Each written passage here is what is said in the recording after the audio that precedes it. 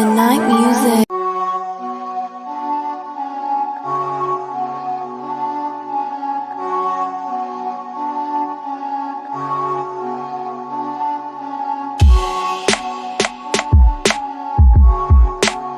Midnight music.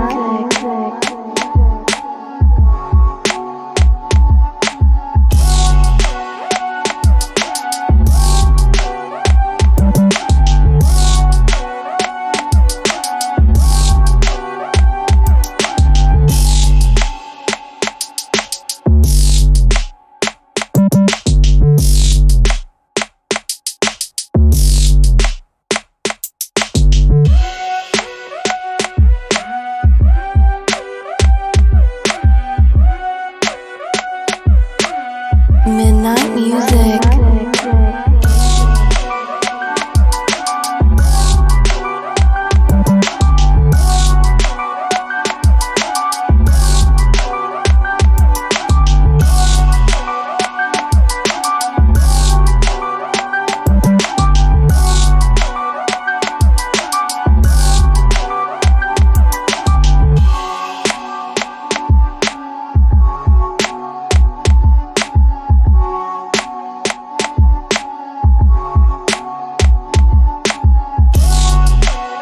Midnight music.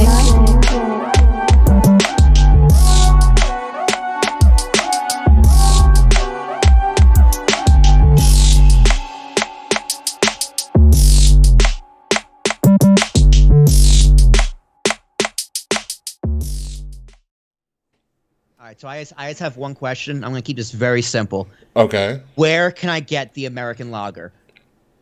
I don't know. That's like I was watching Raw like when I got home from work tonight, Yeah. and that was like one of the first things I saw, and I Googled it immediately, and like the website isn't very helpful. So I figured, okay, Ricky will know. He's Googled it 4 times already. Like, you don't know? No idea. No, I just have the original IPA. I don't know. I didn't even think of getting the American lager because I have the IPA in front of me. Yeah. Like waiting for a day, 316 day. Actually, 16 day. I want that American lager so bad. There's a liquor store on the corner for me that actually has the IPAs, but I don't like IPAs, so I'm assuming you're gonna have the American lager. I just gotta pretty You much Google should it. try Austin's IPA if you want to go down and do it like right now, because it's not a heavy IPA. But the thing with IPAs, we're like, oh, maybe this one would be good. I take that sip, I'm like, oh, this is good. 5 seconds go by, this is not good. It's that lasting taste that doesn't go away. If the linger just wasn't there, IPAs are great, but the linger's there and they're not great. You know what it is, and I that's where I get that because I do drink IPAs, but Austin's IPA doesn't. It's like I said, it's light. It doesn't really linger. It's a big plus. I'm telling you, dude, check it out. It's smooth, dude. If I ever come across it, I don't like buy a 6-pack. You can only you can buy his IPA, I think, in 4-packs at max. 4-packs? All right, that's a little better. 'Cause I know that there's 16-ounce cans, right? They're bigger cans. Mm-hmm. So yeah, it's probably a 4. That makes sense. It's probably a 4-pack. Yeah, which is literally a pint. So. I need that sucker on tap. Oh, he doesn't do it on tap yet. He just sells them at stores. Yeah, dude, it's like you gotta produce kegs and sell them to restaurants or like breweries, well, not breweries, but like restaurants, and God, they play out like Wrights and shit. You got hoops gotta go through. Oh, look who it is! It's smacking it raw. What's up? What's up? I guess it's Ritter. Probably. I've been talking to Ritter all day. Dude, what a riot!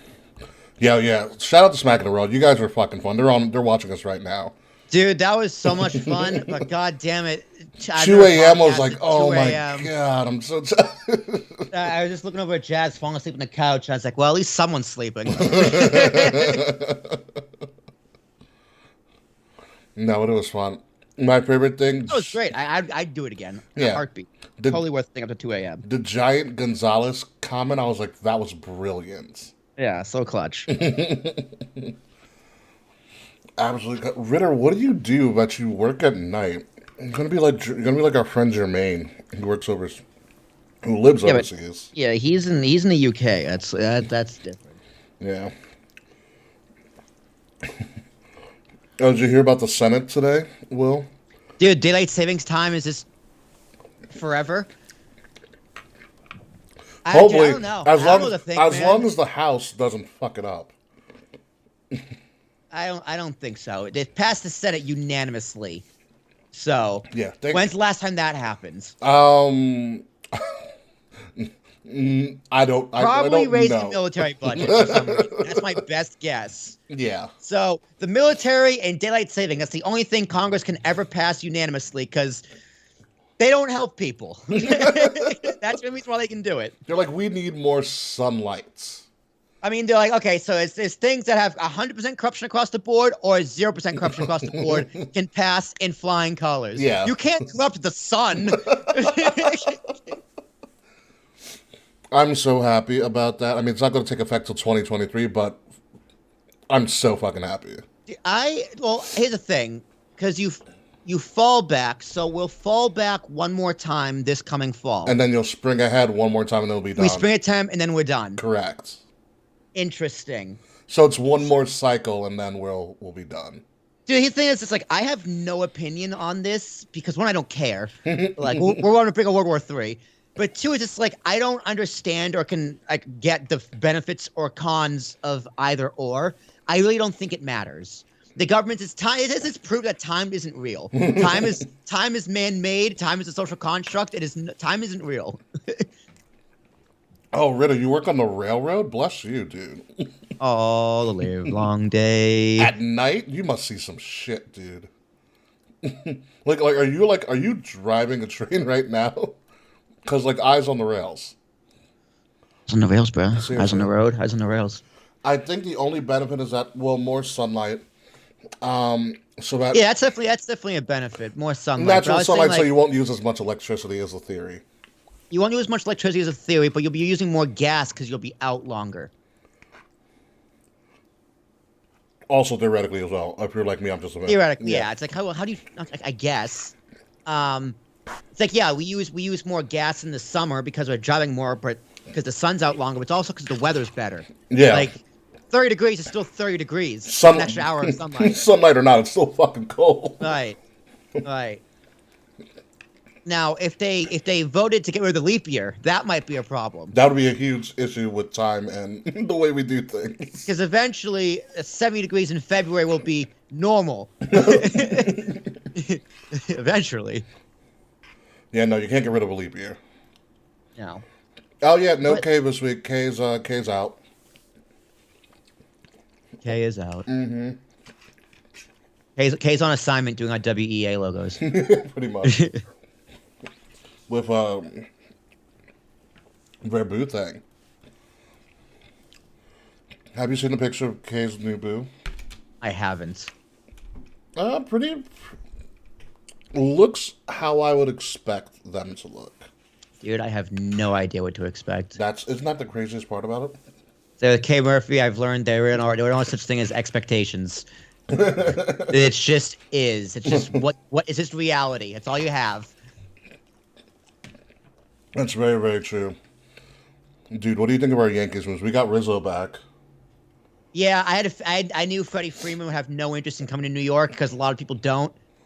But I'm happy with Rizzo. I think Freddie wanted more money.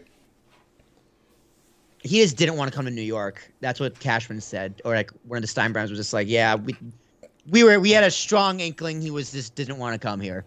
Yeah, and then the Braves were like, well, fuck you. We're gonna get Matt Olson. Yeah, which is fine. You know, I get it. I understand not wanting to play in New York. I get it. It's a lot of pressure. But I'm happy with Rizzo. Probably $32 million, 2 years with a player option after 1 year. Rizzo got a great deal. I think they probably overpaid for him a little bit. I would have preferred a club option, but what are you gonna do? He's $10 million less than Donaldson, so. Yeah, I mean Donaldson. How old is Donaldson? Because he's mid-30s, I think. He's on the back end of his prime right now. Yeah, which is fine. I had a back and forth with my friend about this for a couple of days. And it's like, we overdid for Donaldson. I was like, the trade is not about Donaldson. The trade is for a shortstop who is fucking phenomenal. The trade is also getting rid of Gary Sanchez. That's true, yeah. Right? Like, it's like, I love Gio. I thought he was a good player. Oh, But Gio would have been great, but it's but Donaldson's still better. Donaldson in his back in his prime is going to be better than Gio in his entire career. exactly, and You are never going to hear the name Gio Urshela ever again. which is unfortunate. Yeah, because I think he's a great player. Yeah. I like him a lot. It's really funny because I can see how that phone call went. Hey, this is Brian Cash of the Yankees. We want to give you Gary Sanchez for Josh Donaldson. No? No? All right, fuck. Gio and Gary? Okay, now we can talk? All right. Bring it to the table. It was funny, dude. Like literally after I heard about the trade, I went to Bleacher Report, and I saw an article. Boone says Gio Urshela will be starting shortstop 8 hours ago. I read that too. I was just like, oh, that's hilarious. Fake news. Yeah, right. Misinformation, bitch. But that shortstop is like one of the best defenders that we have. We need people who can fucking defend. And I was telling this to my friend who's like raving, who's like not a, like saying we overpaid for Donaldson. I was like, Donaldson's not the issue. Like, Donaldson can be an easy DH because, listen, now we have a first baseman in Rizzo. Glaber doesn't have to play short because he sucks at short. Yeah. You can put him at second. You have a shortstop now. DJ can play third. Donaldson can be a third from time to time, but he can also just be a fucking DH. Well, then we put Stanton in the outfield? Maybe you can switch up, but the fact of the matter is they have options now. Yeah, I mean, the Yankees have too many DHs. That's the problem. That is also an issue. They got what are they gonna do with Voit? I don't think Voit resigns. Probably not. I hope not. Yeah. What'd you say? I like Voit. He's a beefy boy. Couldn't stay healthy. Yeah. Like, I like Voit, but we don't need him at first, really, because we have too many people that can play first. Yeah, that's a bad problem to have. Bad for me, because when the show comes out next week, or in 2 weeks, or in 3 weeks, I'm going to be a first baseman. And I want to play for the Yankees. Maybe I'll be a shortstop. Shortstop a bit. Be a power-hitting shortstop. Like Tulowitzki in 2007. Troy Tulowitzki. Oh, my dude. The MLB free agency is kind of fucking nuts. The Matt Olson deal was crazy. You see Chris Bryant got an 8-year deal. With the Rockies, poor guy. I guess they're getting rid of Trevor Story, or they're trying to keep Trevor. Where was Bryant before? He was the Bears, the Cubs, and then not the Bears, the Cubs, and then he went to the Giants. Okay, that's right. He went to the Giants at the trade deadline last year. That's right. That's what it was. I couldn't remember. During the Cubs fucking fire sale. Yeah, the fire sale. That was so funny. Well, they just gave up. Dude, I'm not gonna lie. Team to watch this year is the Mets. Not because they're gonna be good, because how they're gonna blow it. Oh, I can't wait. I can't wait for them to still be under 500. And Syndergaard said he's done after this year. He's out of. He's gonna touch free agency. Dude, is he even playing this year? Dude, my buddy's a huge Met fan. It's like, are you ready for Robinson Cano to light up the league? And I was like, dude, I forgot Robinson Cano was in the league. Honestly, when Robinson Cano ended up on the Mets, I was like, when did he leave Seattle? I was like, thank God, because that's where careers go to die, and his fucking career deserves to die. Well, he got too cocky. He also took steroids. Did he? Yeah, he got. That's why he didn't play last season. He got popped for steroids. Oh yeah, but like, remember when he was in contract with the Yanks? Yeah, well, Jay-Z was his manager or whatever, his agent. But like, Cano wanted like Jeter money, thinking he was. He like, wanted Jeter money, and they were just like, no. Yeah, fuck out of here. That's why I hate Jay-Z, because he took Robinson Cano away from the Yankees. Yeah, I think that's a blessing in disguise. Look what we got from it.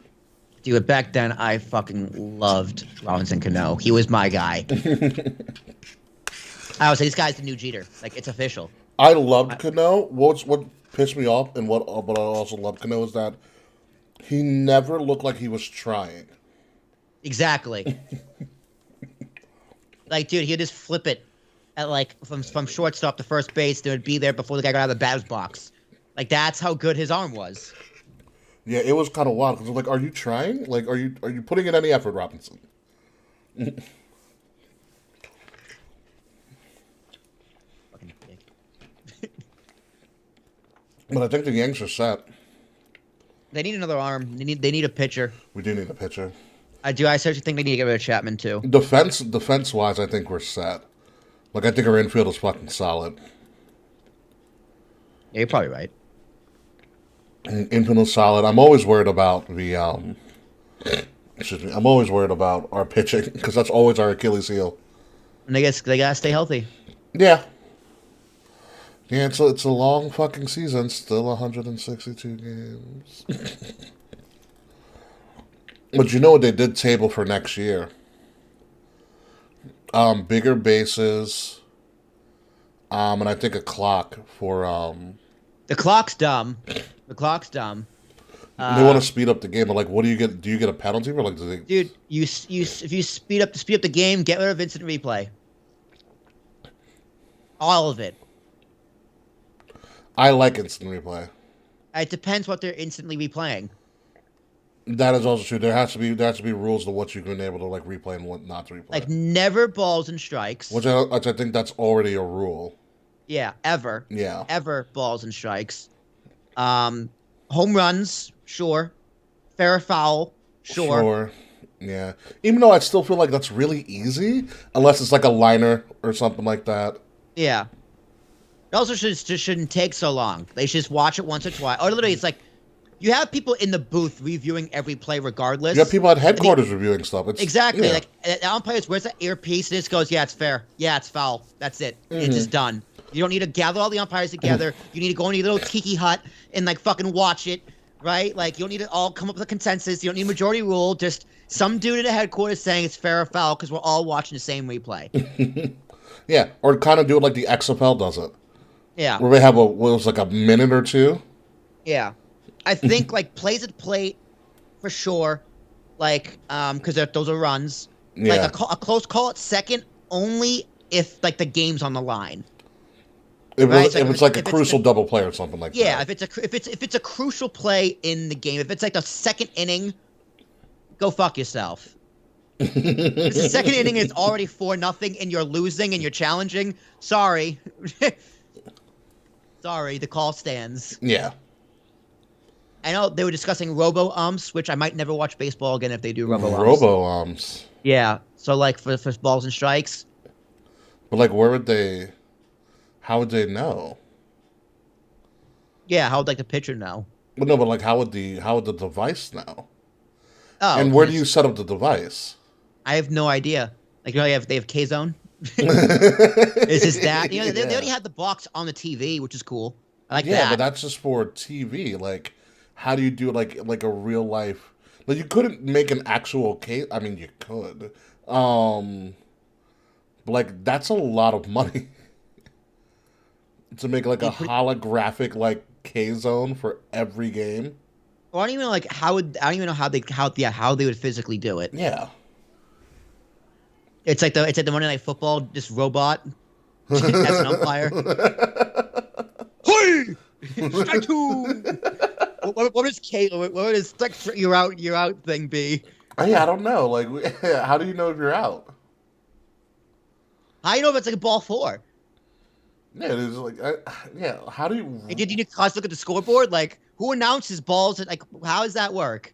Either way, it's a stupid idea. Like, human error is part of baseball.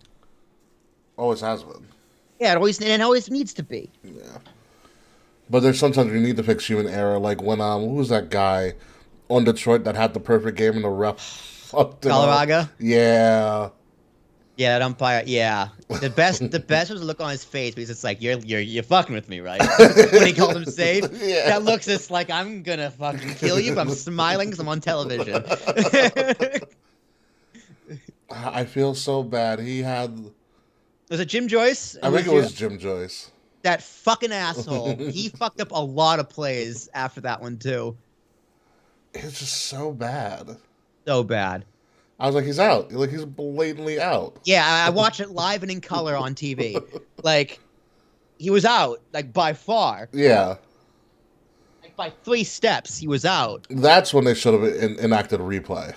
Well, that's when talks really start about changing the rule. Yeah. Like, that's when talks about too. Because I think, like, before then, it was nothing. Correct. Then after that, they did home run calls. And then it evolved from there.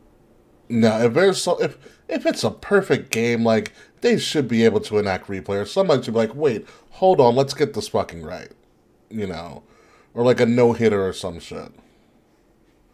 But obviously not for balls and strikes. Like you said, crucial plays and crucial outs. What else is going on in this world before we start our show? My phone's been blowing up all day with like NFL free agency and baseball free agency because they're happening at the same fucking time. Yeah, dude. Like I was just like, oh yeah, all these owners, like all these teams and GMs are still talking to each other during the lockout because now all these trades are like here immediately. Of course. Money in the Bank tickets went on sale this week too. Damn it! I can't go. Yeah, Brian got. How old is Chris Bryant that he got 7 years, 182? He's probably in his early 30s. I'm gonna guess 31.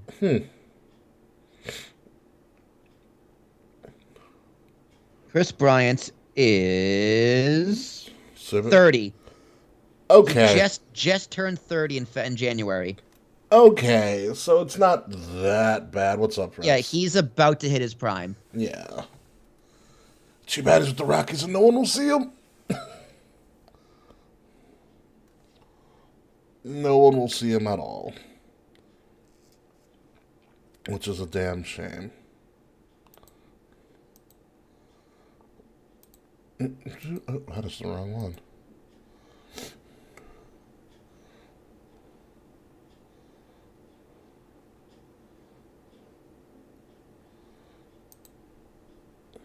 All right. Fred's is here. Oh, Fred's is here. We can officially start. Yeah, finally. We're waiting on you, buddy. Yeah, Fred thinks he's Cuban for the next, 3 weeks now. It's going to be great. By the way, congrats on your purchase, Fred. I wish I could be like you when I grow up. So are you ready to go, Will? Yeah, I'm good to go. All right, we're good to go. All right. Gonna go into preview time. We'll we'll just wait on you. We're just gonna go right into it, then, actually. Oh, it's gonna go right into it? No, not right into, we're gonna do, well, here's what's coming up this week. I'm waiting for you. Oh, okay. Yeah. So are we already off air? Oh, yeah. No, we're still here. We're gonna keep going. Yeah, you go. I'm gonna play the music. All right, let me start recording. That'd be a good idea. You should probably do that, yes. You can't have a podcast if you don't start recording, so I'm gonna do that. Yeah, please do. All right, starting in 5, 4, 3, and a 2, and a... Bank on Oh, that's the wrong one. Oh, this isn't talking Ritash. Okay, and a 5, and a 4, and a 3, 2, 1.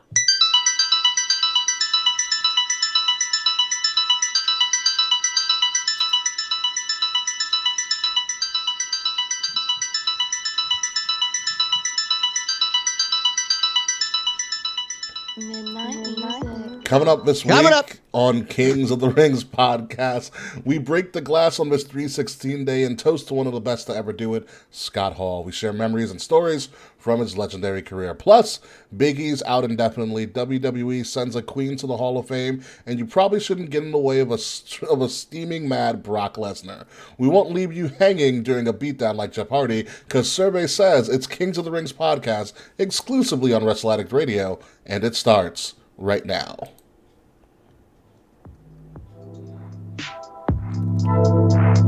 Midnight music.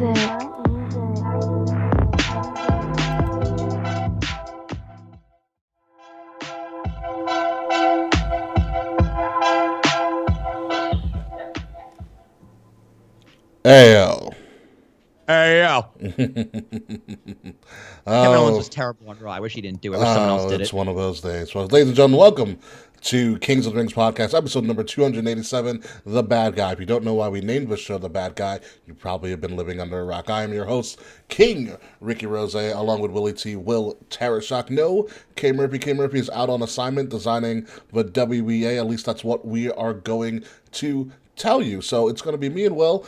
There's a lot that has happened in wrestling, a lot of good, unfortunately, a lot of sad and upsetting things, and Tom Brady's back in the NFL as well. Dude, so funny. Yeah, how do you feel about that, Will? I am so overjoyed. Football's back, baby. I'm even more sad if the guy who bought his last football, touchdown football for 500 grand. Yeah. Now he's just like, well, I can wipe my ass with it. Well, the guy who sold it, genius. Oh yeah, oh yeah. You saw that thing quick. I'm gonna sell this thing as soon as possible because this motherfucker could be back tomorrow. And he was 2 months back. later, and here we go. He's back. He's back, baby. I'm very excited. That is actually absolutely crazy. I have a favorite team again. Yeah, right. What's even more crazy that apparently, according to Mr. Fred, Scott Hall was also billed at 287 pounds, which is something that only Mr. Fretz would know. So I guess this is the appropriate number for the show. But before we get into that, all of that matters. I guess it's just wildly coincidental, but it's still actually kind of crazy. It's 316 day. Yes, it is. Yeah. Happy 3. I'm gonna before I destroy my own freaking microphone. I'm gonna just. So there's 4 very important days in March. Well, 5. Yeah. The first one being obviously St. Patrick's Day, of course. Are you sure about that? Is it really that important? I mean, for some people, not for me. I don't give a fuck. Sure. The second one is Pie Day because, of course. Of course, pies. The third one is Also, the day Julius Caesar getting stabbed alive. Remember? Yes, not thinking V for Vendetta, but yes. Beware the Ides of March. That's November. Yeah. Yeah, Ides of March. And then, of course, Jazz's birthday. Duh. Yeah, of course. And then finally, most important day, 316 Day. Like, what a week. You go from Pi Day to the Ides of March to 316 Day to... March is a hell of a month, dude.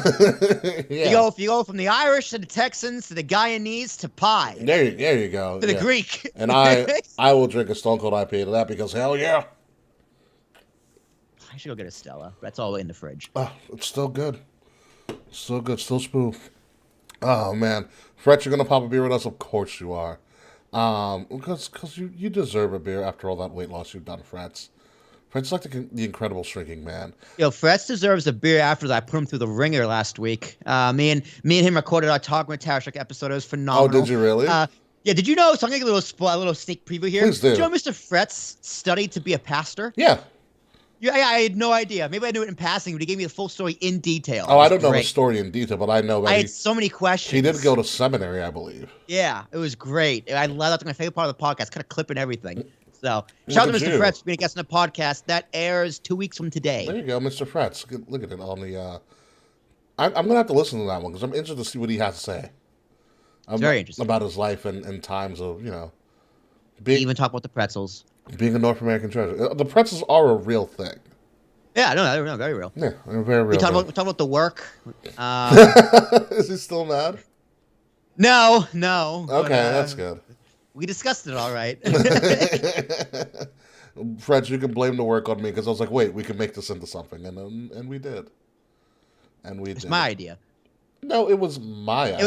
It was my idea, but you planned it out way better.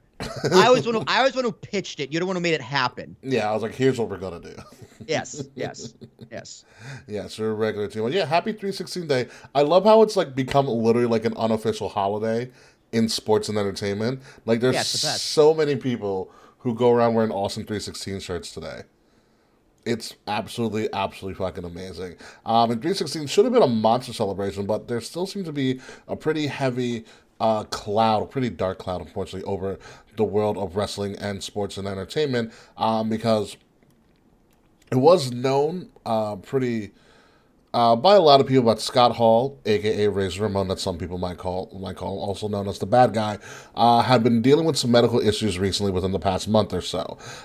He had gone, according to my knowledge, he had gone to have a hip surgery a couple or so weeks ago, and no matter what type of surgery you go through, anytime you have to do something in the hospital under knife where you have to, be there for a while and it's called surgery, it's always a very dangerous thing. Well, this surgery, even though it was related to his hip, went poorly. As in, like, complications that, where Scott began to suffer multiple heart attacks, I believe 3. Yeah, 3. 3 heart attacks, and was unfortunately put on life support. Monday, Pi Day, was it Pi Day? Yes, on Pi Day. Kevin Nash on Instagram, early in the morning on Monday on Pi Day, put out this post, and I'll read it to you guys right now. He goes, Scott's on life support.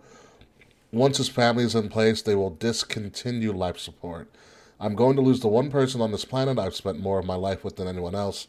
My heart is broken, and I'm so very fucking sad. I love Scott with all of my heart, but now I have to prepare my life without him in the present. I've been blessed to have a friend that took me at face value, and I him.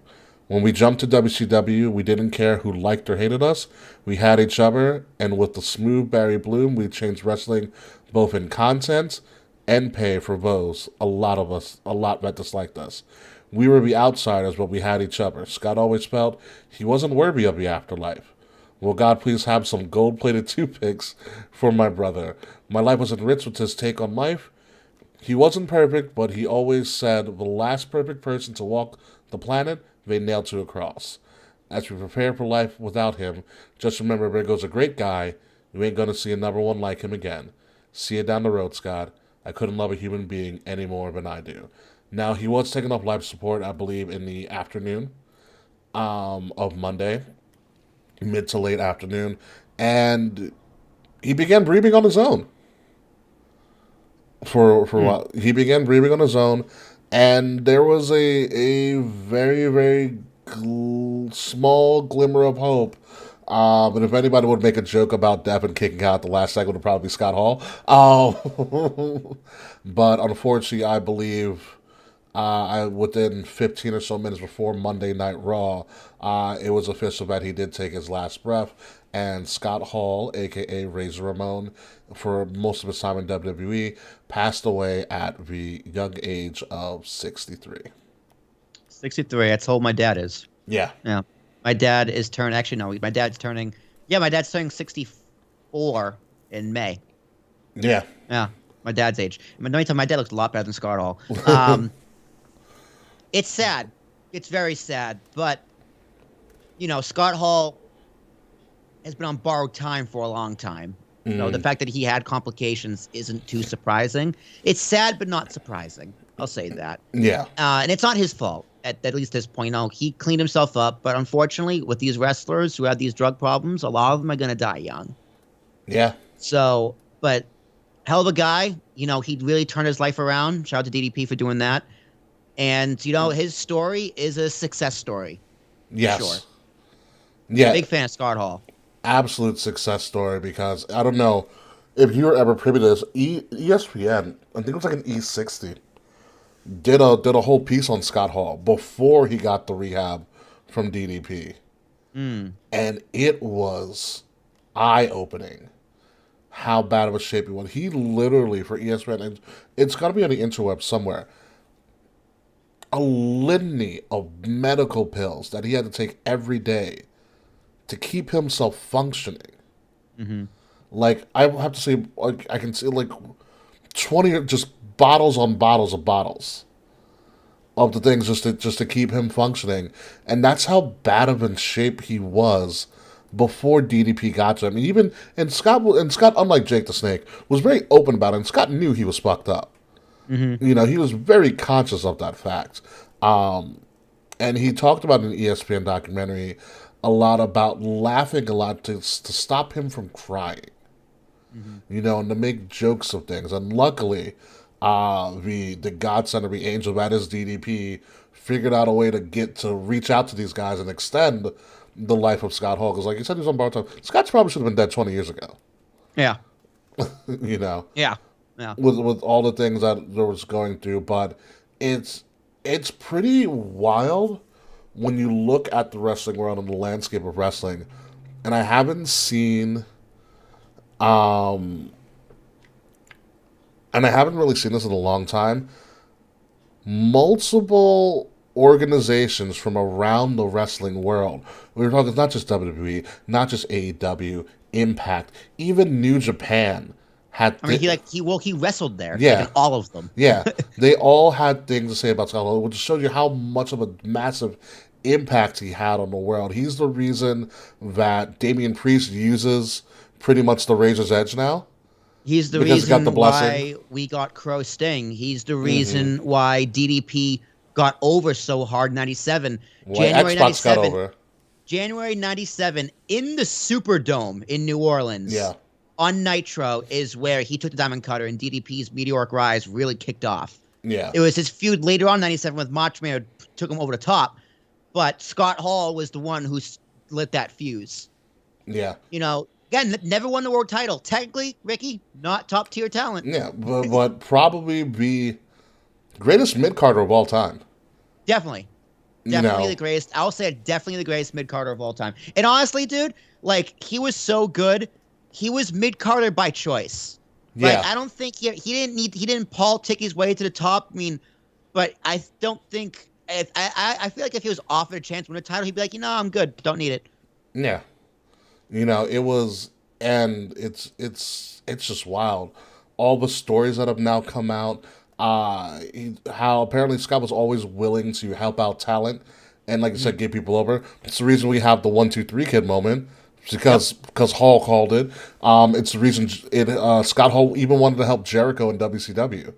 Mm-hmm. He switched. Selfless. He switched the finish Mm-hmm. in mid match to get Jericho over.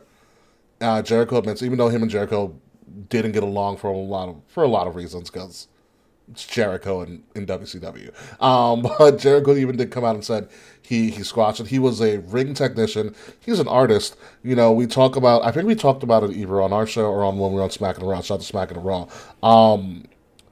The the brilliance that is that ladder match from WrestleMania 10. Mm-hmm. Everybody talks about Shawn Michaels being in it, but Shawn Michaels had to dance with Razor Ramon, and Razor Ramon won that match. I was gonna say, people forget Razor won. Yeah. I was like, in the video package on Raw, I was like, he did win. He won that match. Yeah, he won the match. Shit. He holds All the right. 2 belts on the side. That's what Got Sammy two belts. what Sammy Guevara was doing last week. One ladder too. Yep, one ladder. One ladder. It's a brilliant match.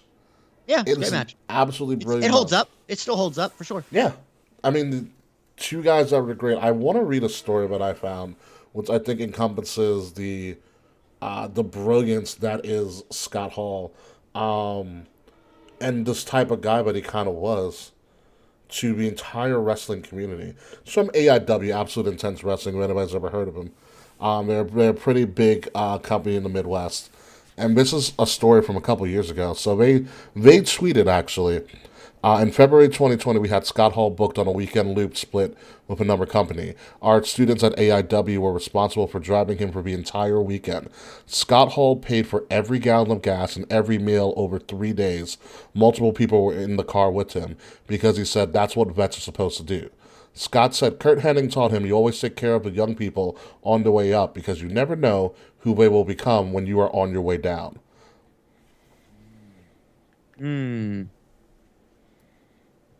Kurt Hennig was another one like Scott Hall as well. Yeah. Really very, very similar, except he died Stupid young. much super young. Yeah. Similar issues. But the idea of being selfless, giving back, and making sure you're protecting the business above yourself, that's the kind of... And again, Kurt Hennig, mid-carder forever. I don't think he would have won the title by himself. Yeah. But, hey. Scott should have been a world champion. Like, I remember... He should have been. I remember, I think it was WrestleCon in New York City. I know I was walking into WrestleCon, or walking around WrestleCon, and Hall and Nash, I call him Hall, Nash, it's so easy.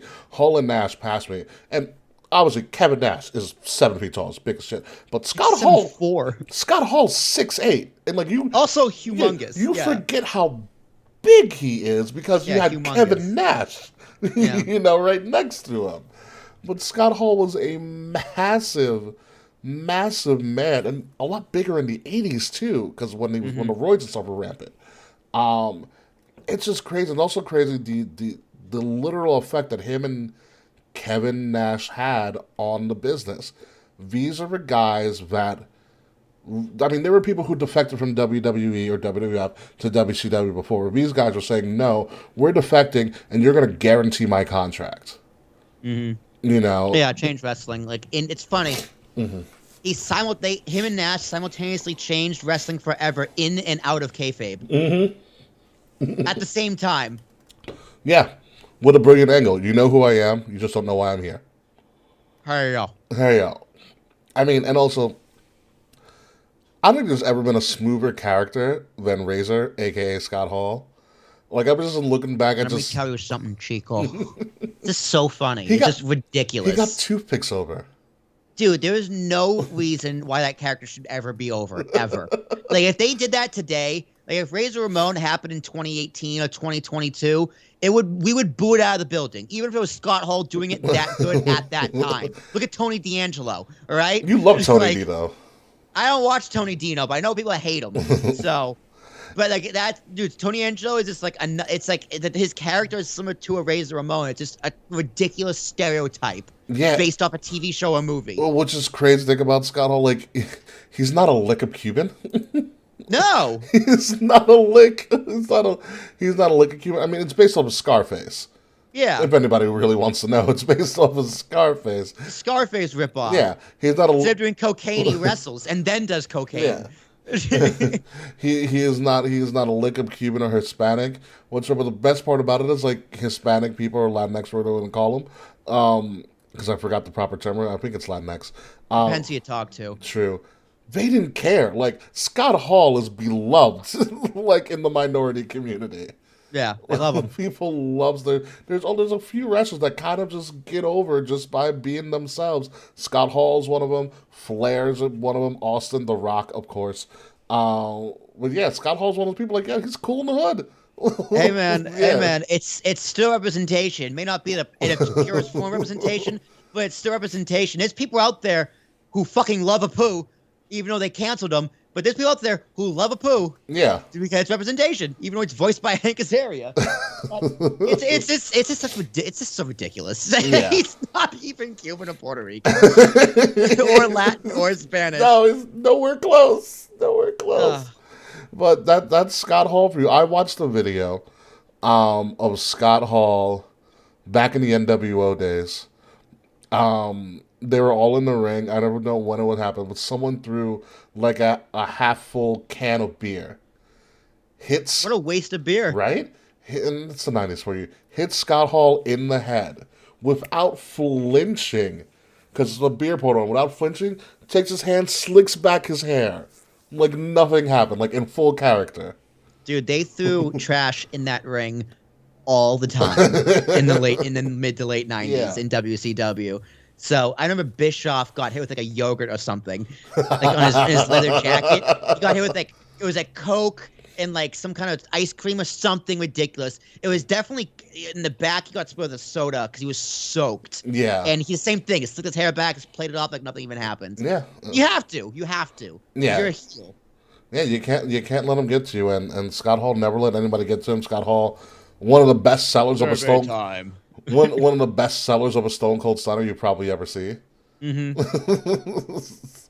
And like you said, it is a success story for how long he lived and how long he was able to stick around. Damian Priest. I mean, speaking of Damian Priest is Scott Hall. If you actually break down his character, besides the whole vampire stuff, it's Scott Hall. Like remember he was in that hot tub with the North American title with like the three chicks and Triple H? Scott Hall. Yeah, Scott Hall. Damian Priest is a true to form Scott Hall. He's and like I said earlier, it's the reason that he does the Razor's Edge because Scott Hall said, "Go right the fuck ahead." Yeah, it's different enough. You know, like his character stands out and is different enough from Scott Hall where it's on a ripoff. No, it's not. It is not a ripoff at all. Like at all. You know, and I don't know. It's upsetting to a lot of people. Very upsetting. The way he did. I think WWE again put together a fantastic package at the last minute. Dude, I just never would have. If you told me, like, if you told someone watching Nitro in 1997 that Vince McMahon is going to outlive Scott Hall, yeah, or Ric Flair is going to outlive Scott Hall, yeah. Never would have believed it. No, yeah, I wouldn't believe it at all. You know, so, but he lived. He has great stories. People study his work. Eddie Kingston even talked about, because I read Eddie Kingston's comments. Eddie Kingston said when the WWE Network first came to be, first thing he watched was a Scott Hall match. So Eddie can study. Yeah. Mm-hmm. Interesting. Yeah. Interesting. It's interesting who people idolize. Mm-hmm. Even the Rock studied him too. Yeah, The Rock studied him. Yep, I saw The Rock's comment. Yeah. Good on Dwayne. Yeah, smart move, Dwayne. I mean, they're essentially built the fucking same too. Yeah. You know, one of the last stories I'll do The before. Hall says. Yeah, one of the last stories I'll do before, because we can talk on and on about how fucking suave and cool Scott Hall still is. Like, he's still like the man got toothpicks over. He threw a toothpick with perfect aim, threw a toothpick at the camera, take another toothpick out of his hair, and just put it back in his mouth. Like, it was the coolest thing in the world. Unbelievable. You can't teach cool. You can't. Can't teach cool. You can't teach Scott cool. Hall's cool. And my I was reading a story about, I don't know, some wrestler who said that I guess he was working an event where Scott Hall was, and and Scott Hall asked him, "Yo, where's the locker room?" And he's like, "Oh, don't worry, Scott Hall. I'll bring you around so like you don't have to be bothered with the fans." He goes, "What are you talking about? You think I'm just gonna miss a good pop like that?" And Scott Hall made him take it around the busiest parts of the arena so he can get a pop. That's really funny.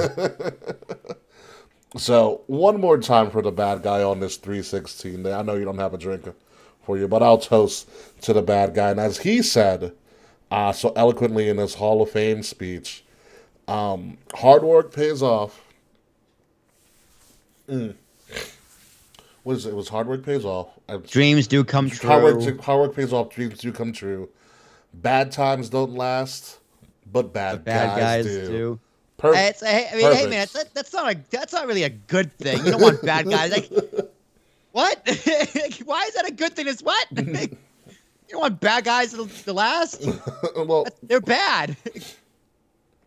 Yes. Oh, I did forget about that. Good job, Mr. Fresh. But shout out to the bad guy. It's also appropriate that we have Scott Hall with a bunch of African American children at the end. Black kids. Scott Hall's in the hood. Like, he fits in. He fits in. He does. Chilling. Dude, he's just tan. I'm telling Scott Hall's invited to the cookout. Okay, That's fair. Dude. Scott Hall's planning the cookout. You got invited to Scott Hall's cookout. Did you? I'm not gonna lie though, when the dad got invited to the cookout, I felt initiated. It was amazing. It's such a flex. Yeah. So before I do forget, he did an appearance at ECW. I did not know that. I have to show you the video. He comes out to the Fugees Ready or Not. Oh my god! And what year is this? I don't know. It's amazing. It started circulating on Twitter. You gotta find it, or I'll find it for you. But yeah, he comes out to the Fugees, and it's so awesome. Amazing. That's incredible. It is so freaking awesome. But yes, rest in peace to the bad guy. Definitely somebody that no one will ever forget. Thank you, Scott Hall, for all your stuff. And more unfortunate news. Oof. Yeah. Oof. Yeah, so a horrible thing happened during SmackDown. And I didn't see it until I saw like a replay or something on Twitter. So there's a tag match between Sheamus, Ridge Holland, and then the New Day of Kofi and Big E. And we'll talk about the other thing that happened during that match as well. But during a part of the match where Big E and Ridge Holland were outside of the ring, Ridge Holland decides that he's going to do a belly-to-back suplex and toss Big E over him. Well, unfortunately, Big E is a big man, and Ridge Holland didn't rotate Big E or do the move properly, and Big E lands square on his head. That's not supposed to happen. It was very hard to. I only watched it once. Yeah, it's that hurts to watch. Yeah, and he was not in the match for the rest of the match. Clearly, he was there. They did a lot to make sure that he was not seen on TV as the medical crew was tending to him. He was put on a stretcher and he was stretchered out during the commercial break. And so he went to the hospital, and then Big E, in all of his wonder, which I will play for you guys, decided that he wanted to send everybody a message from the hospital while he's in a neck brace. So listen to this. I can't thank all of you beautiful people enough for all of your concern and your messages. It's very heartwarming. I can move all my digits. You see that? That's nice. That's always a good thing. Strength feels fine, but unfortunately, right now they tell me my neck is broken. So there's that. But once again, thank you, everybody. I'm gonna be all right. I'll be good. Don't worry. Go to sleep. Don't worry about old me. But for real, thank you. And I appreciate all of you, for real. Yeah, so he does have an update, and I will play that. But essentially, he broke C1 and C6 of his spine. Oof. Yeah. So, Ow. yeah, but here's the biggie update from him in a still a neck brace. Let's see what he says. So I got some really good news. All things considered, the C1 and C6 are indeed fractured. Not displacement though, which is a very good thing. And I don't have any damage to my spinal cord, no ligament damage, and no surgery, which I'm very thankful for. And a pro tip, if you're gonna break your neck, do it in Birmingham. They've been great. Everyone here at UAB has been great. But for real, it's meant a ton to me that so many of you have been so kind and reached out, stopped in to see me, texted me. I know I feel like I sound like a broken record, but I am very grateful. And I'm going to be all right. It's a blessing. Yeah, so he is very, very lucky.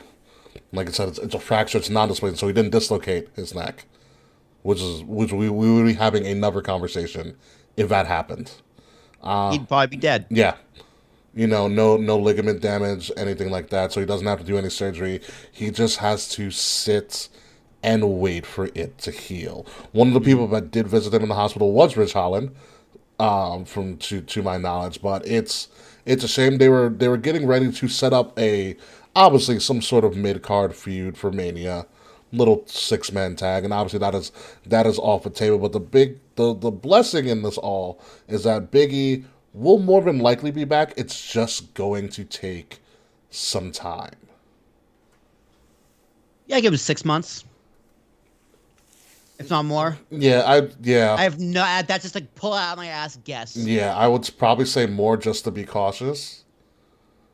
You know, I mean, it is a gruesome fall, and luckily for Biggie, you know, he stayed in shape, and it's probably what saved him was all of his muscle, it's the strength of his muscles to keep everything in place. But I'm very concerned about the career of Rich Holland, because this isn't the first time something like this has happened. Who else did he injure? It was somebody in NXT. Other than himself? Well, yeah, other than himself, but it was somebody in NXT. I mean, this one's how to handle Ridge Holland, because like clearly this is an accident, right? Yeah. Clearly, I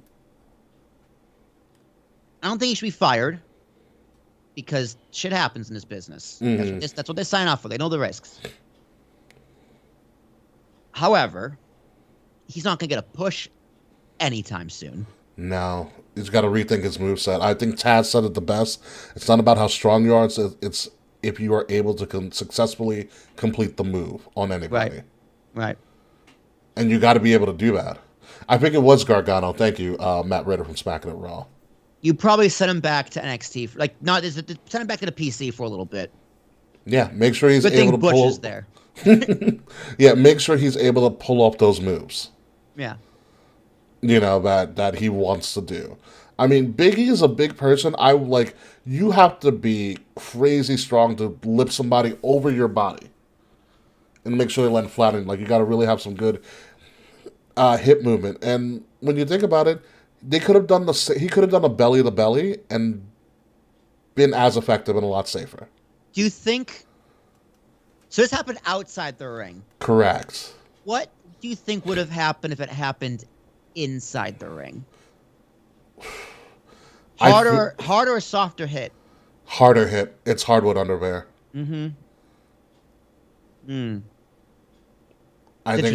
I think it's a harder hit in the ring. I mean, the ring does give because it's wood and wood kind of bounces, but still, I feel like the there's more padding, and I can't confirm this. I've never been on the floor, of a WWE ring, but I feel like there is more padding It's probably on. like an inch and a half thick of padding, Yeah, which isn't a lot. but I think it's enough to kind of you know give a little bit more so Yeah. than the ring. I don't know. I also wouldn't be surprised if not, like, after Mania, there's a bunch of cuts. I wouldn't be surprised if the Ridge round is it, yeah. I wouldn't be surprised if the one after that Ridge gets released. Yeah, if he Like, can't. I wouldn't be surprised if they released. And I was thinking too, like, right? Remember when Nia Jax broke Becky's nose? Then Nia Jax like injured someone else. Then she injured someone else, and people were saying like, fire her, whatever. Yeah, It's just I'm trying to think. There's definitely a little bit of a double standard here. yeah. 'Cause I I mean, don't think Rich should be fired, but he should definitely be watched. watched. Yeah, yeah. Watson really, he's probably got to be coached a little bit more. Yeah. Because Biggie. But still, dude, like, yeah. you gotta know better, bro. Like, that's on him too, bro. Like, you fucked up. You really fucked up. Yeah, yeah, Like, you injured a top guy.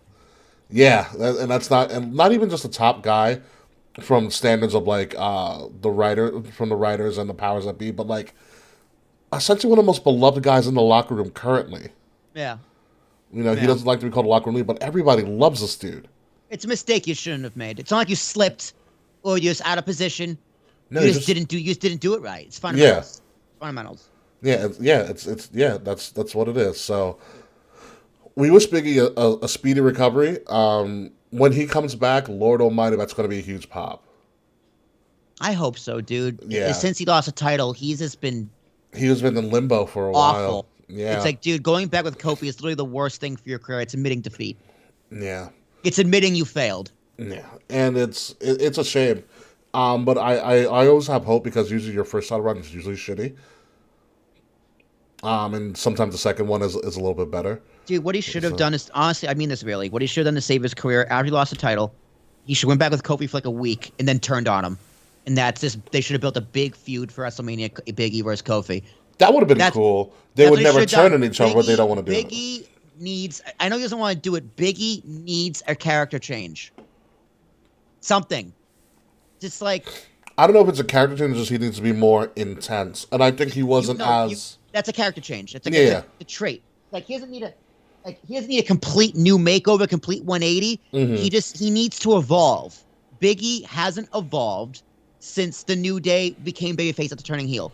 Which is really crazy because, like, if you look at the end of his championship run, he was starting to become that very kind of a more vicious version of him, and then they cut it. I guess. It's just like every successful character evolves and changes. Look at fucking Hulk Hogan. Look at The Rock. Look at Stone Cold. Shawn Michaels. Yeah, Except John Cena. yeah, except John Right? Cena. Like, even JBL. Right? Like, all these characters have changed. JBL changed his character completely. Exactly. Jericho constantly changing his character. Edge right now. Edge, like, you need to adapt. And Big E, I think the reason why Big E is kind of failed is that he's so stubborn and just refuses to change. Like, I get it, stick to your guns, but at some point inevitably you have to keep adapting in this business. Yeah, I don't know because I think there's probably. I think from his perspective, he sees change as he has to drop all of what makes him him, and from what I'm hearing from you, that's not the case. You just need to maybe show more other sides of you. You can still keep your core self. Like whenever somebody it turns like heel or face or has some sort of resurgence, like Edge is still Edge. Right. Like Randy's still Randy. Right. Chris Jericho's still Chris Jericho. Right. You just see different aspects of them at different times of their careers. Different flavor. Yeah. Yeah. Exactly. Yeah, the core traits is still there. If they're babyface or a heel. Exactly. And He's just got to find a happy medium. And I hope he does. I'm a big fan of Big E. Yeah. It's also just really funny on the interwebs too. Like it's fucking hysterical. Did you ever see when he hit on like Becky Lynch's mom over on Twitter? Oh my god, that's hilarious. That's amazing. Absolutely hysterical. So let's move on to some happier things, wherever you want to see this or not. But Queen Sharmell, the real life wife of Booker T and the on face queen to Booker T's king, is the latest inductee into the WWE Hall of Fame. And I'm probably with you, Will, on this when I would say this is one was It's a stretch. Different, yeah. It's a stretch. It's like Different, was no one else available? Like how deep the barrel did you have to dig to pull out this one? Yeah, I was like, how far back did we go for Queen Charmel? Like, I saw it, I was like, okay, Queen Charmel's all right. What did she do? What are her accolades? I believe, if I remember correctly, because I was looking this up, I believe she was Miss Black America at one point. Okay, but like in wrestling. She was a Nitro girl.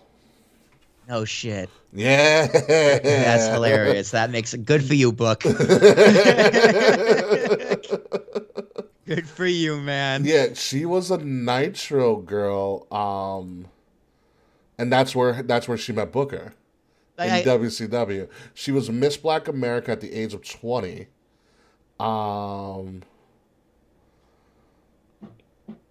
Let's. It's gonna sound terrible, but Charmel is just there so she can check a box. They have to have a woman every Hall of Fame, so she's just at this point she's just checking a box. Yeah, she was Miss Black America at the age of 20. She was a dancer for a while. She joined WCW late in like '99. She was a Nitro girl. 99 to 2001. She was there, and then she went to WWE, obviously with the acquisition for a little bit, and then they brought her on the road full time with the King Booker and Queen Charmel thing. She was also in TNA from 2007 to 2009. Oh yeah, she was with Booker. Yeah, she was with Booker. Manager. So she's only been a manager. And a dancer, if you count a dancer. And a dancer. So she's in the Hall of Fame for yelling "All Hail King." I could do that. I feel like I wasn't around for her Queen Charmel days. No, me neither. But it seems like from what I've seen of like the highlights and stuff, she was a pretty prominent character of that time.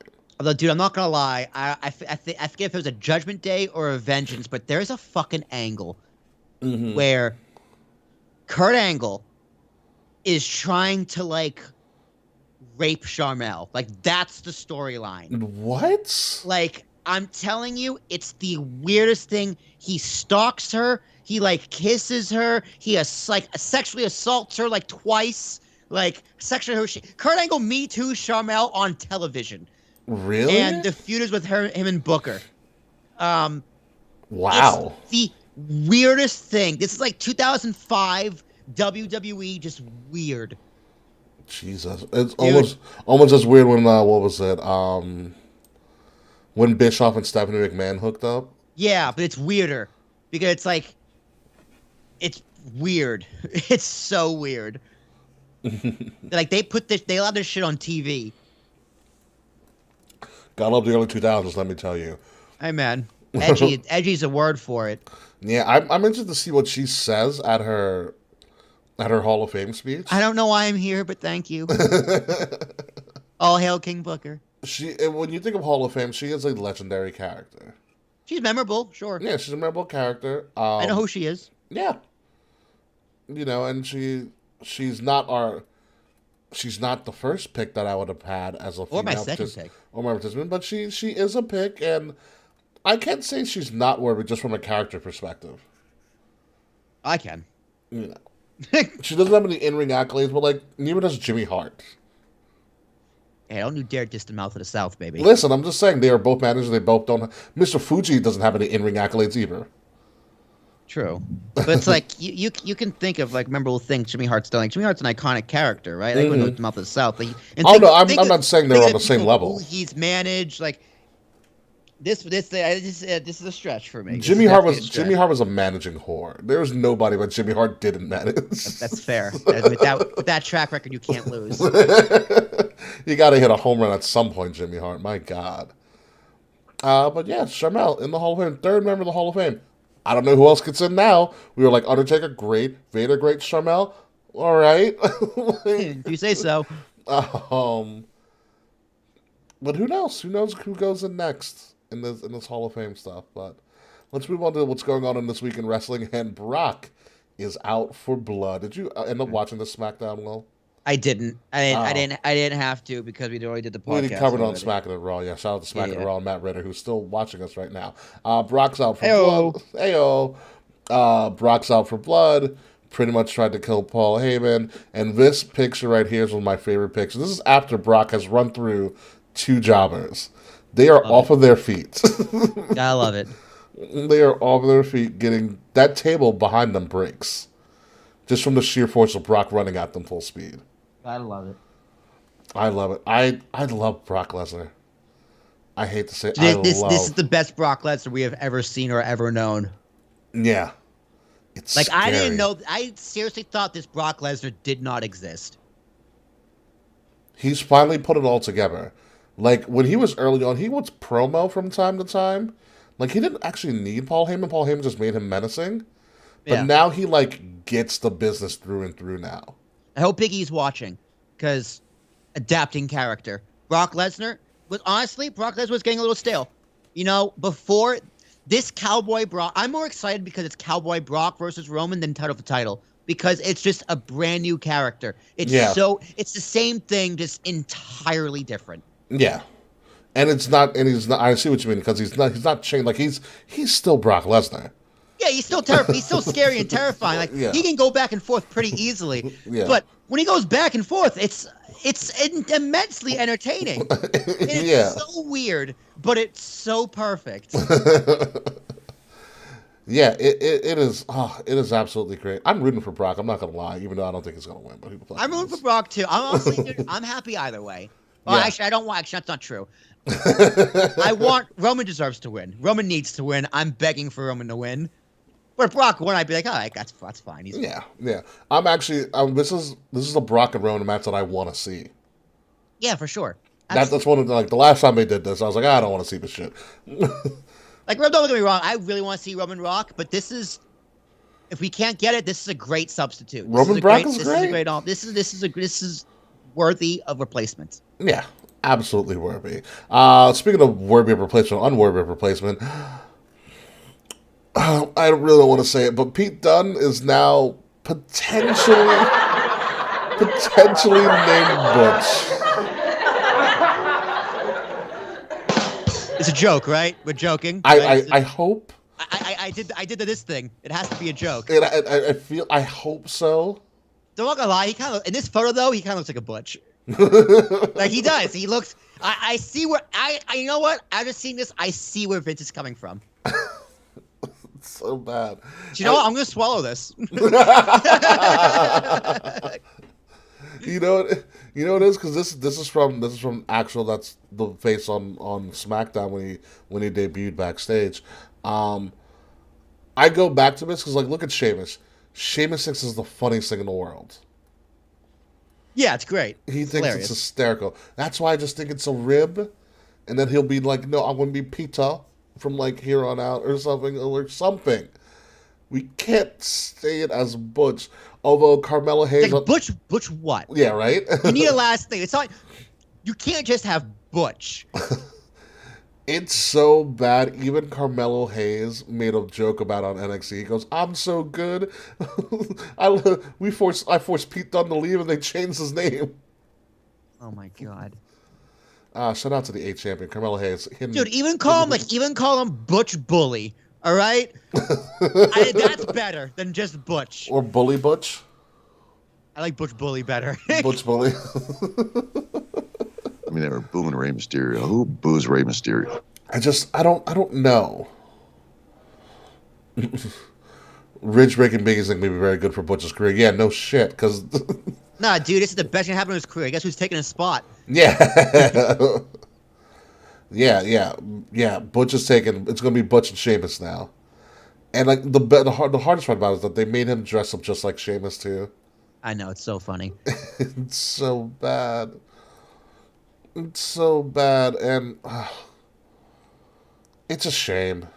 It's a damn shame. It is a damn shame, because I remember when we were highlighting the first UK tournament, I'm like, this guy Pete Dunne, fucking star.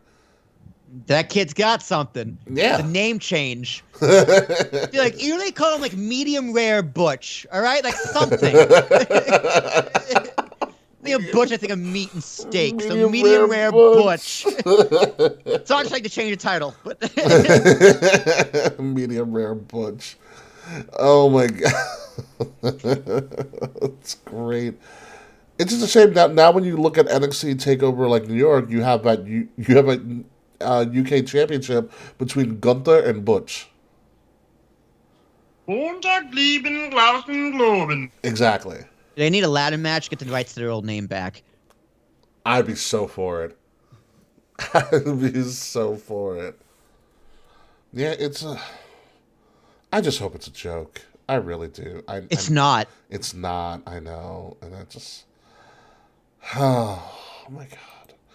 Moving on to something exciting that happened on SmackDown. Pat McAfee made everybody proud Oh, so great. and beat I up. can't, dude. I Austin can't wait for Theory. this match. Dude, I'm so pumped for WrestleMania.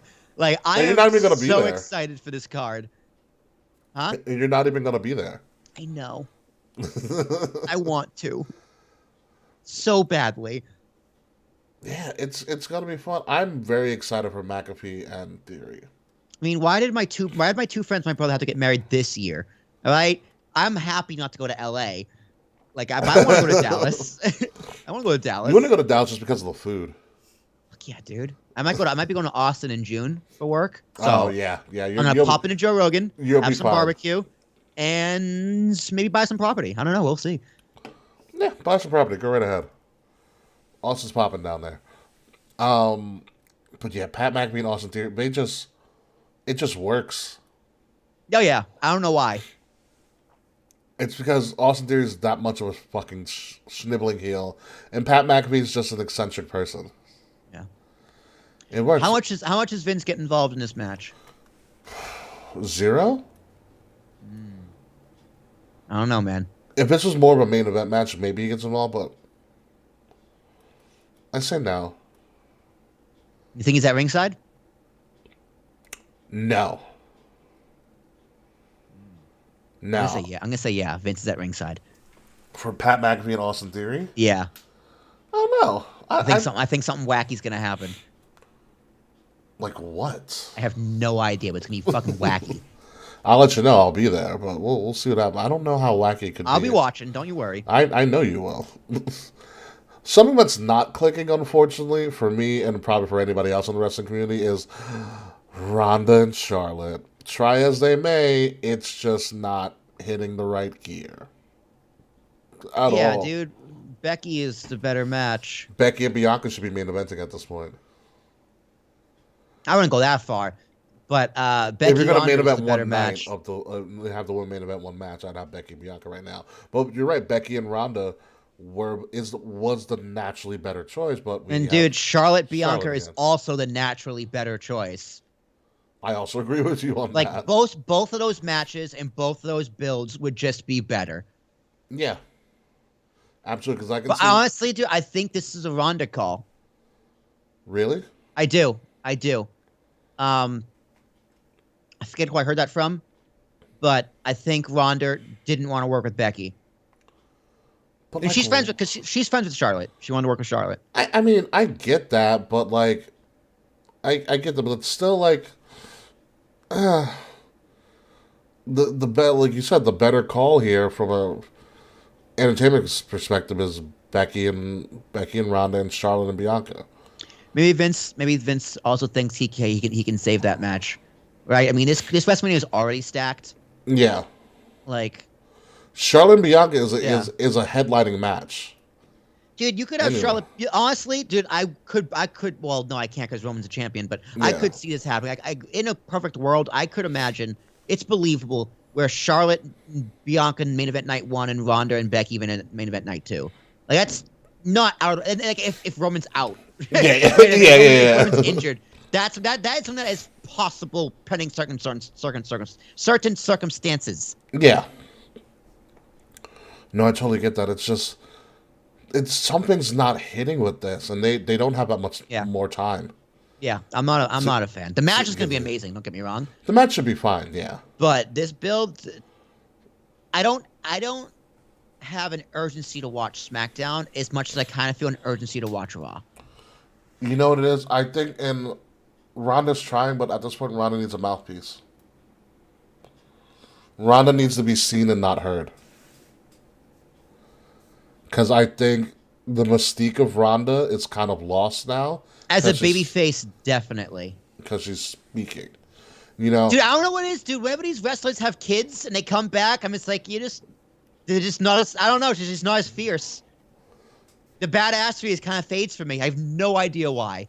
I think she's speaking too much. All right, so let's go back. Let's go back to WrestleMania 31 or Silicon Valley. Remember that promo? It was the Stephanie and Triple H and The Rock comes out.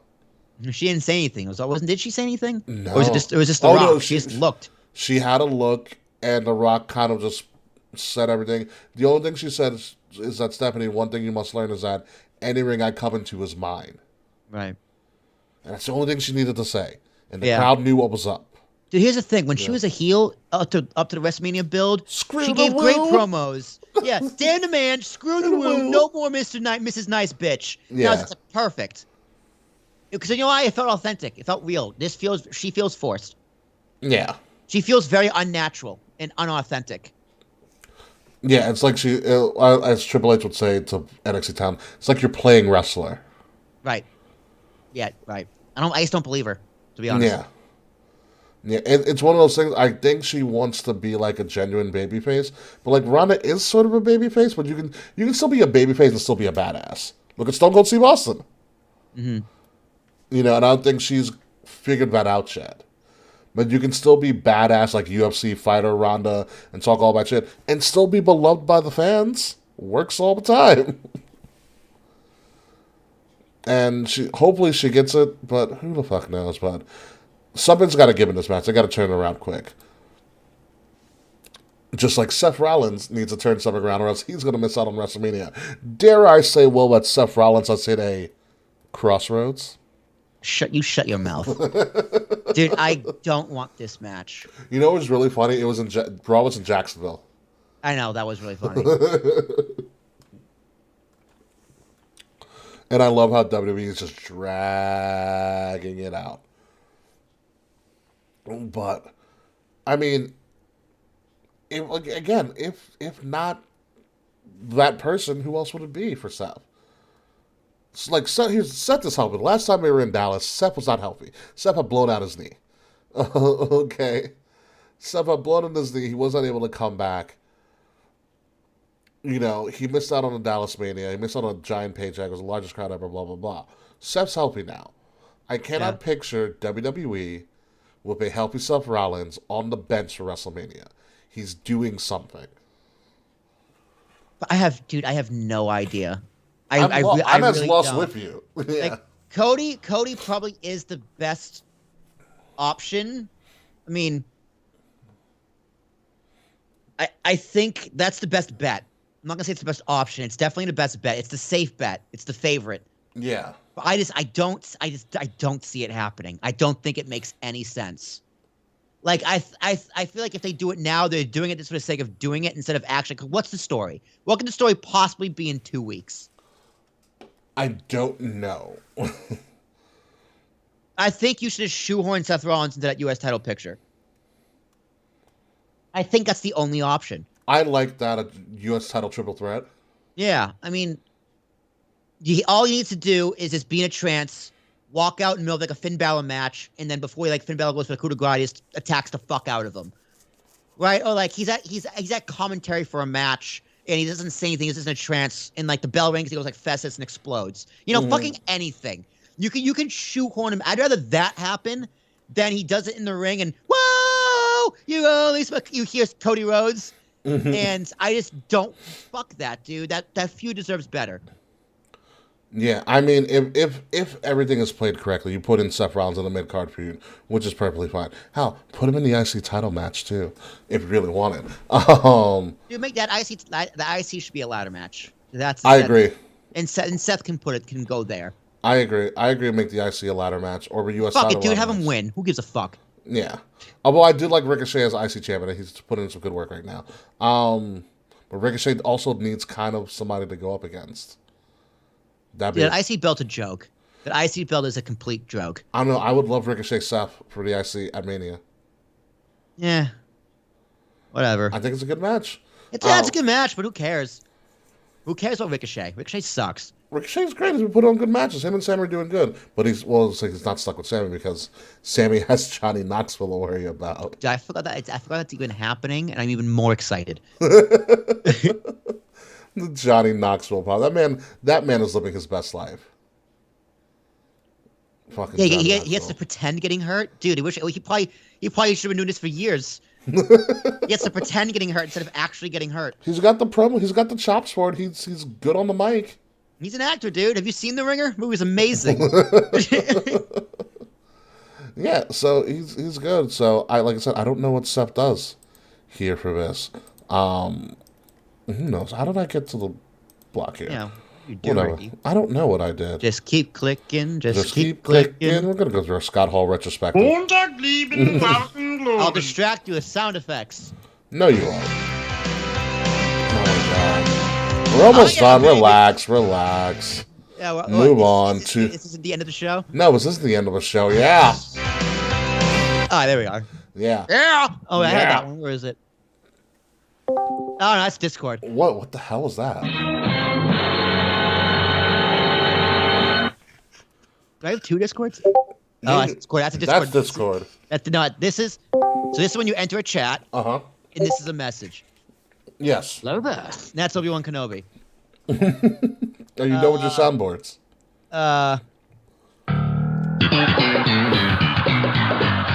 There you go. Oh, That's it's so one. whimsical, Ricky. Ah, look at us being all 90s. Yeah, right? I can't find my Yale one, but it's here somewhere. You'll find it at some point. You didn't watch NXT because I know you didn't, but if I told you on NXT you opened up with Miz TV featuring NXT champion Dolph Ziggler with Bobby Roode. I'm sorry, did you say something? Yes. Oh, There it is. found it. Like I said. This is a good page. Get the happy birthday song, too. There you go. So, like I said, if I would have told you that NXT opened up with Miz TV, with his host NXT champion Dolph Ziggler alongside Bobby Roode, and they would get mic checks by LA Knight, what would you tell me? Happy birthday to you.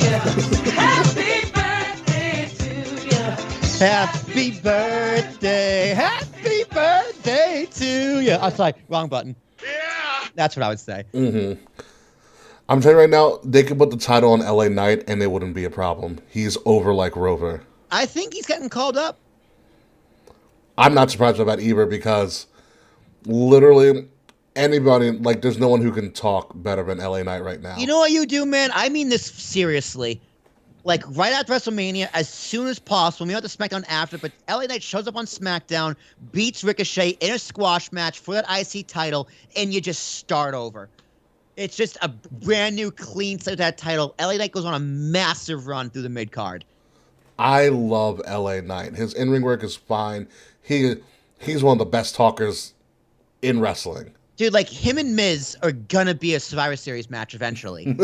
Like, it's gonna happen. Miz can float around. Like, honestly, dude, if you just have, like, a massive title run for LA Knight, Miz wins the U.S. champs somewhere in, like, September, and then those two up guys in Survivor Series. Miz and LA me. Knight? don't. I love Yeah, it. that'd be incredible. And a Survivor Series match? Yeah, that'd be fucking incredible. I still say you give Ricochet a little bit more credit. I would love to see LA Knight beat Ricochet on a bigger stage. Like, I would give LA Knight the IC title around SummerSlam and have him go one-on-one with The Miz around Survivor Series. Dude, I just think it's not so much I just dislike Ricochet. I just hate that belt so much because they've done The nothing way that with it looks, or just No, they haven't Oh, done anything with it. yeah. Like, dude, like since I saw that tweet a few months ago, the IC title has been defended on pay-per-view since last year's WrestleMania. That's still true. It hasn't been defended on pay-per-view in a year. What about the U.S. title? Has the U.S. title been defended more? On pay-per-view, maybe, but also not really. I don't It's not think even, so. Like, it wasn't even defended like on TV that much. That's like when Sami Zayn won. Like when they announced Sami Zayn's going for a title match, they all Shinsuke's losing because he didn't do anything with it. They haven't done anything with any of the mid-card belts. They've been focused so heavily on the World Championships, which actually might be a blessing in disguise if they unify the world titles. Yeah. Then you have to focus more on the mid-card. It's which is fine, but it's like that IC title, getting that title is almost like a downgrade. It seriously feels like a downgrade because it means nothing. It's not so much I'm burying Ricochet. I'm burying the IC title. You know what the IC booking title of the needs? IC title needs nothing. IC title needs no. So the IC title needs Miz. Yeah, it does. It fucking does. You're right. It really does. And but he's on Raw, so LA Knight's the next best thing. And I think you need that as soon as possible, so we can all go. Yeah. Let me talk to you. Let me talk to you.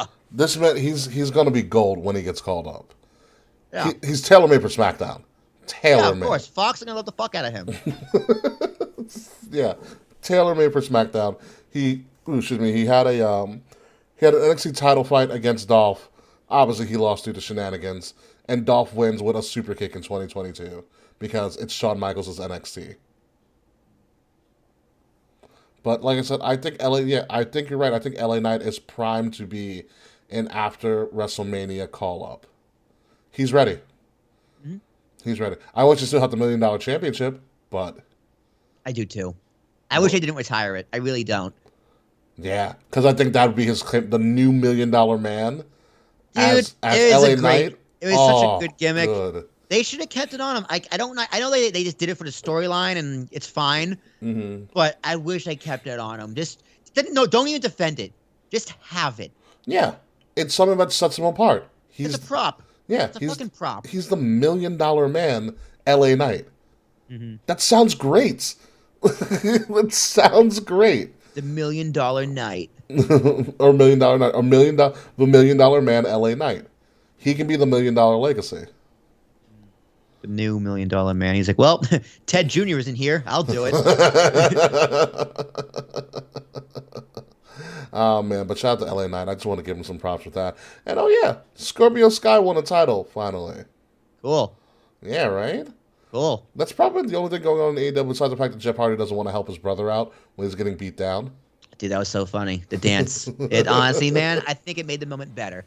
You know why? Because we're all talking about it. Fuck the fact that they're back in the music. He danced. That was the most over part of that whole segment. Jeff Hardy danced to his own music at a bad time.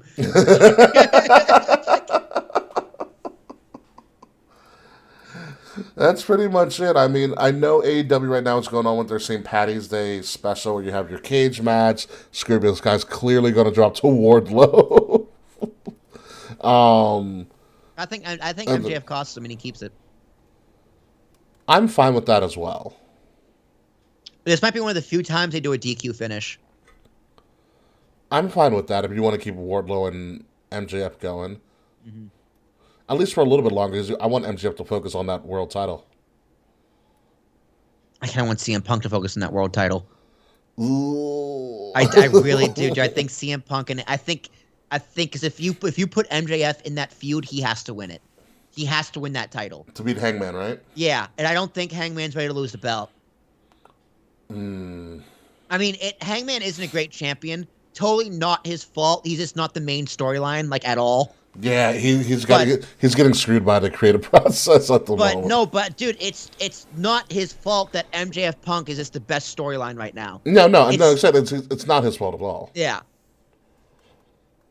It's just that's what the people are most interested in because it is the most interesting. Yeah. So he's a great champion. He has great matches, but he's not the main story on AEW. Does he need to be like more heel Punk to get some? I think he's fine.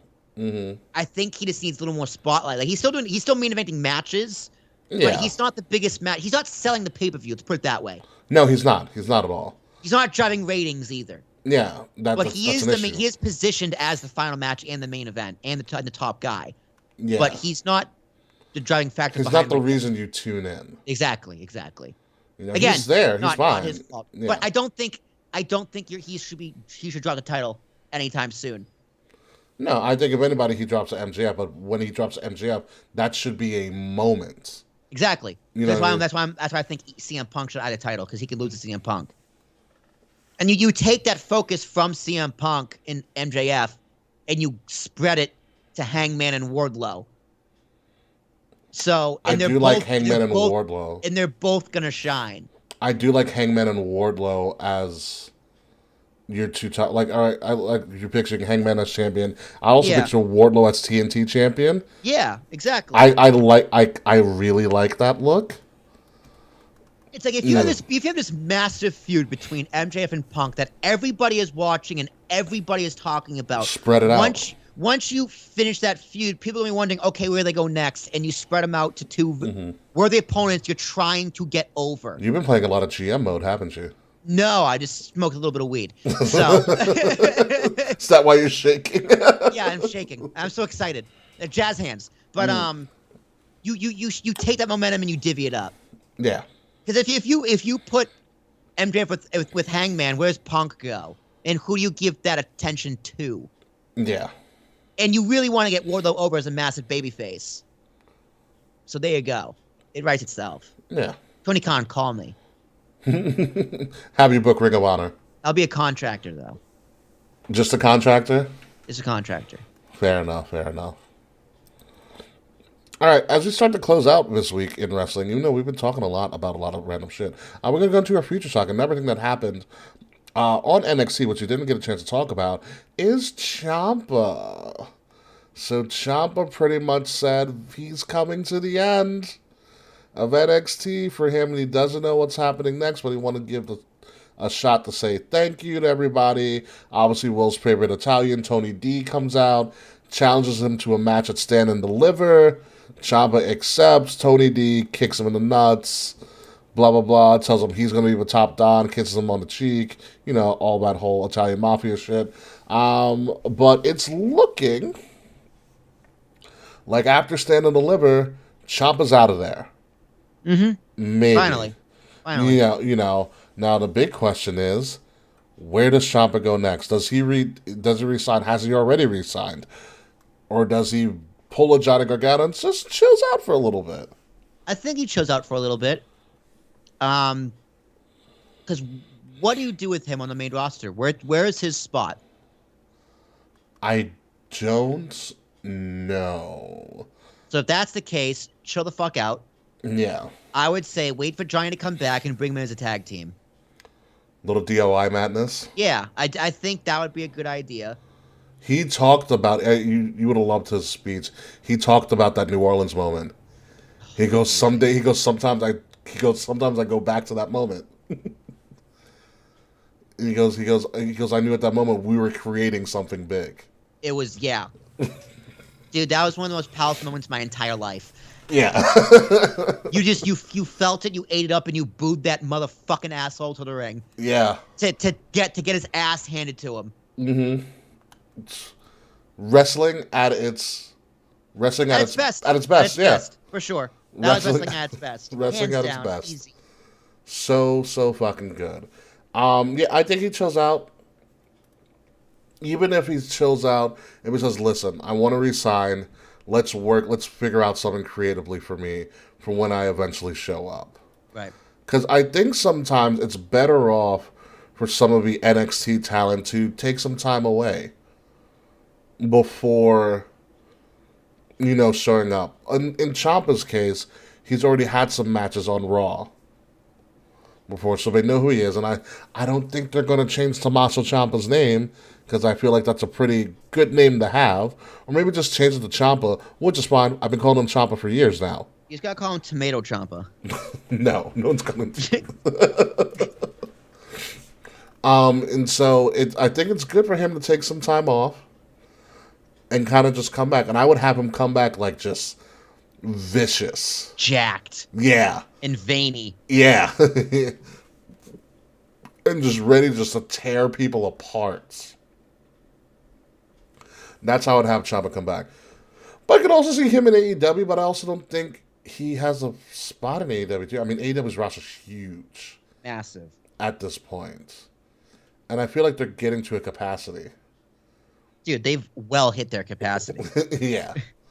Even with the acquisition of ROH, I feel like they've hit capacity. So they're pretty damn close, that's for sure. Yeah. And so I think it might be in Ciampa's best interest, like you said, to just chill the fuck out and see what happens. Dude, to AEW's credit, I still think they balanced their roster right. I think they used most of them correctly. Like they really do. They recognize the problem. I think it'll benefit when ROH. I think it'll benefit the more when ROH becomes a real thing. And I think they do their best to make sure everyone gets TV time. Mm-hmm. Like, yeah, some people like a like a Sonny Kiss or Joey Janela or I forgot about Joey Janela. or other people of that caliber, Brian Pillman Jr., like the Varsity Blondes, even Private Party. It's hard for some of them to get TV time. The Acclaimed, it's hard for them to get TV time, but they do a good job, some more than others, of making sure everyone gets on TV and they're being used in some capacity. They do rotate in and out too. And sometimes, dude, it's better not to see Malachi Black every single week. You don't need to see him every. That's why it's called overexposure. Yeah, no, I agree. I agree. That was also one of my arguments a long time ago when I was talking. I think to Mans. Shout out to Mans, for like having wrestling being seasonal,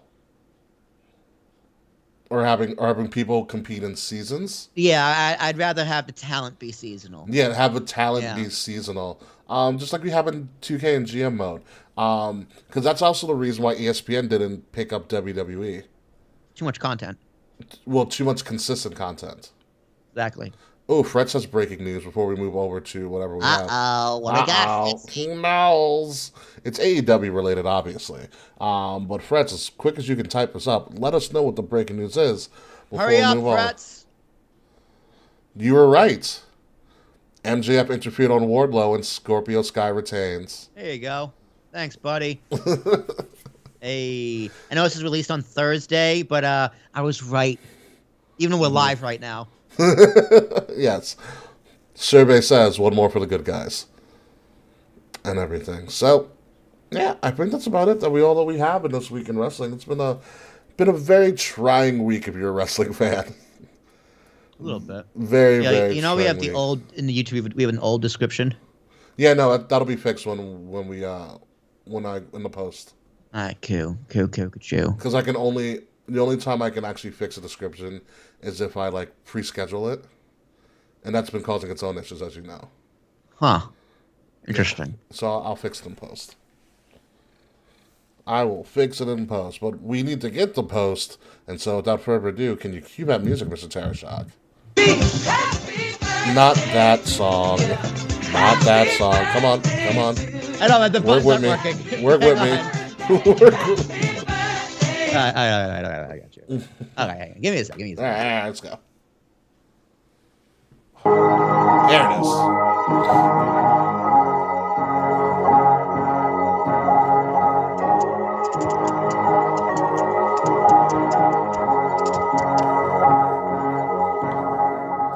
Ayo. Ayo. Ladies and gentlemen, you have been listening to Kings of the Rings podcast, episode 287. The bad guy, and billed at 287 pounds, was the man, the Chico, the bad guy, Scott Hall. Rest in peace, my dear friend and person who was the coolest man to ever live, who used toothpicks every single day. Ladies and gentlemen, I am your host, King Ricky Rose, celebrating this 316 day with Will Tarashok on Kings of the Rings podcast, KOTR _ podcast on Facebook, on Twitter, on Instagram. Like, share, subscribe, listen to us each and every week if you're not watching us live on Twitter, Twitch, and YouTube. But listen to us each and every week by subscribing to Wrestle Addict Radio wherever you get all of your podcasts. And follow Wrestle Addict Radio's Twitter at addict_wrestle, and on Facebook and Instagram at Wrestle Addict Radio. Rest in peace, Scott Hall, Big E. We hope a safe and speedy recovery. And congratulations to Queen Charmel for being into the Hall of Fame. And happy 316 Day. So I'll drink to that. Will, what do you got for me? Same old, man. Will Tarashuk, T as in Thomas, Arashuk. Did I say it too fast again, Mr. Fretz? Let me say it again. T as in Thomas, Arashuk. UK. Yeah, man, I'm good.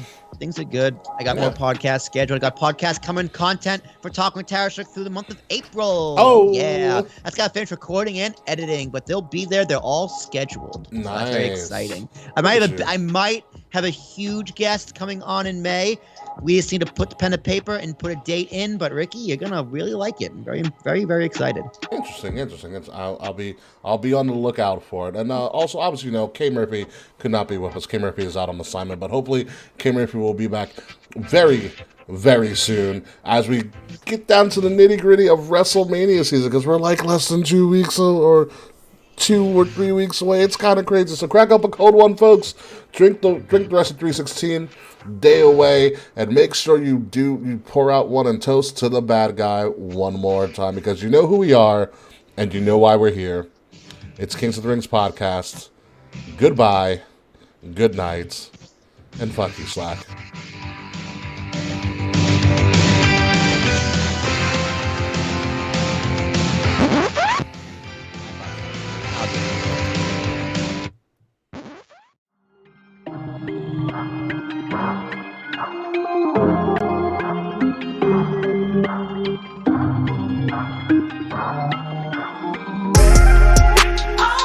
Midnight music.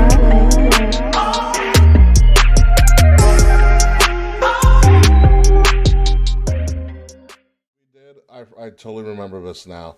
So we were welcome to the post show, everybody. So I think it was in the middle of your intro. We just did a record scratch. You're like, what? yeah. It's like, what, they cut people again? That's what it was. That's what it was. Yeah.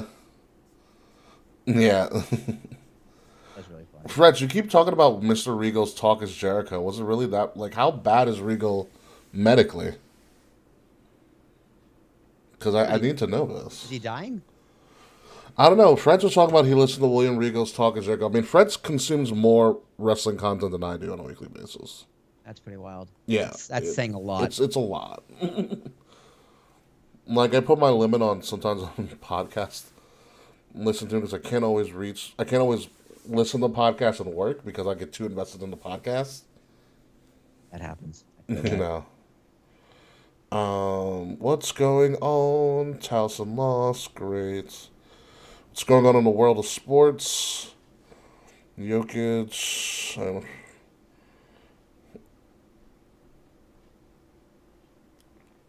Raiders signed someone I don't know. Raiders. How did you become a Raiders fan? I picked it up from my dad. That makes sense. Oh, it's going to rain tomorrow. And thank God for Disney Plus for picking up all of the Netflix shows. Dude, Disney Plus is so great. I'm so happy I have it included with my parents' Hulu cable subscription. I have it included with my Verizon. Oh, that's amazing. They pay for dude. Verizon paid for a full year of my Disney Plus, and they fucked up and gave me like an extra free 6 months. Well, now with their new deals, they just pay for it indefinitely via my Apple Music. So I got, and so I also paired it up because I have files for cable and everything, and so I just got my bill. So you pay for cable, you silly. Cable and internet. Ugh. How else am I going to watch Raw or AEW or anything? Plus, it comes with on demand. I have 100 gigs of on demand space. Yeah, you got. Well, do you not have Hulu? You don't have Hulu? No, it's part of the bundle. No, so if you have Hulu, they can watch Raw on Hulu. Sometimes, but if I do it on demand, I get the full thing. Yeah, well, who wants to watch 3 hours of Raw? It sounds terrible. Well, I mean, without the commercials, I can always skip through the commercials. Still, who wants to watch 2 hours and 11 minutes of Raw? It sounds terrible. FTR teasing Bret Hart being their new manager. Let Bret Hart live, folks. Dude, Bret Hart, I swear to God, was about to tweet out, I actually invented the ladder match. I It mean, wouldn't fucking surprise me. he's not wrong. Because there was a ladder match that was untelevised that him and Shawn Michaels did on a house show. Because Vince wanted to see it. That was, the ladder match at Mania 10 wasn't the original ladder match, technically. Yeah, but you didn't do it on TV. Yeah. It's like saying, I actually hit the most home runs if you include batting practice. You know what, Brett? You didn't do it during the game, so fuck you.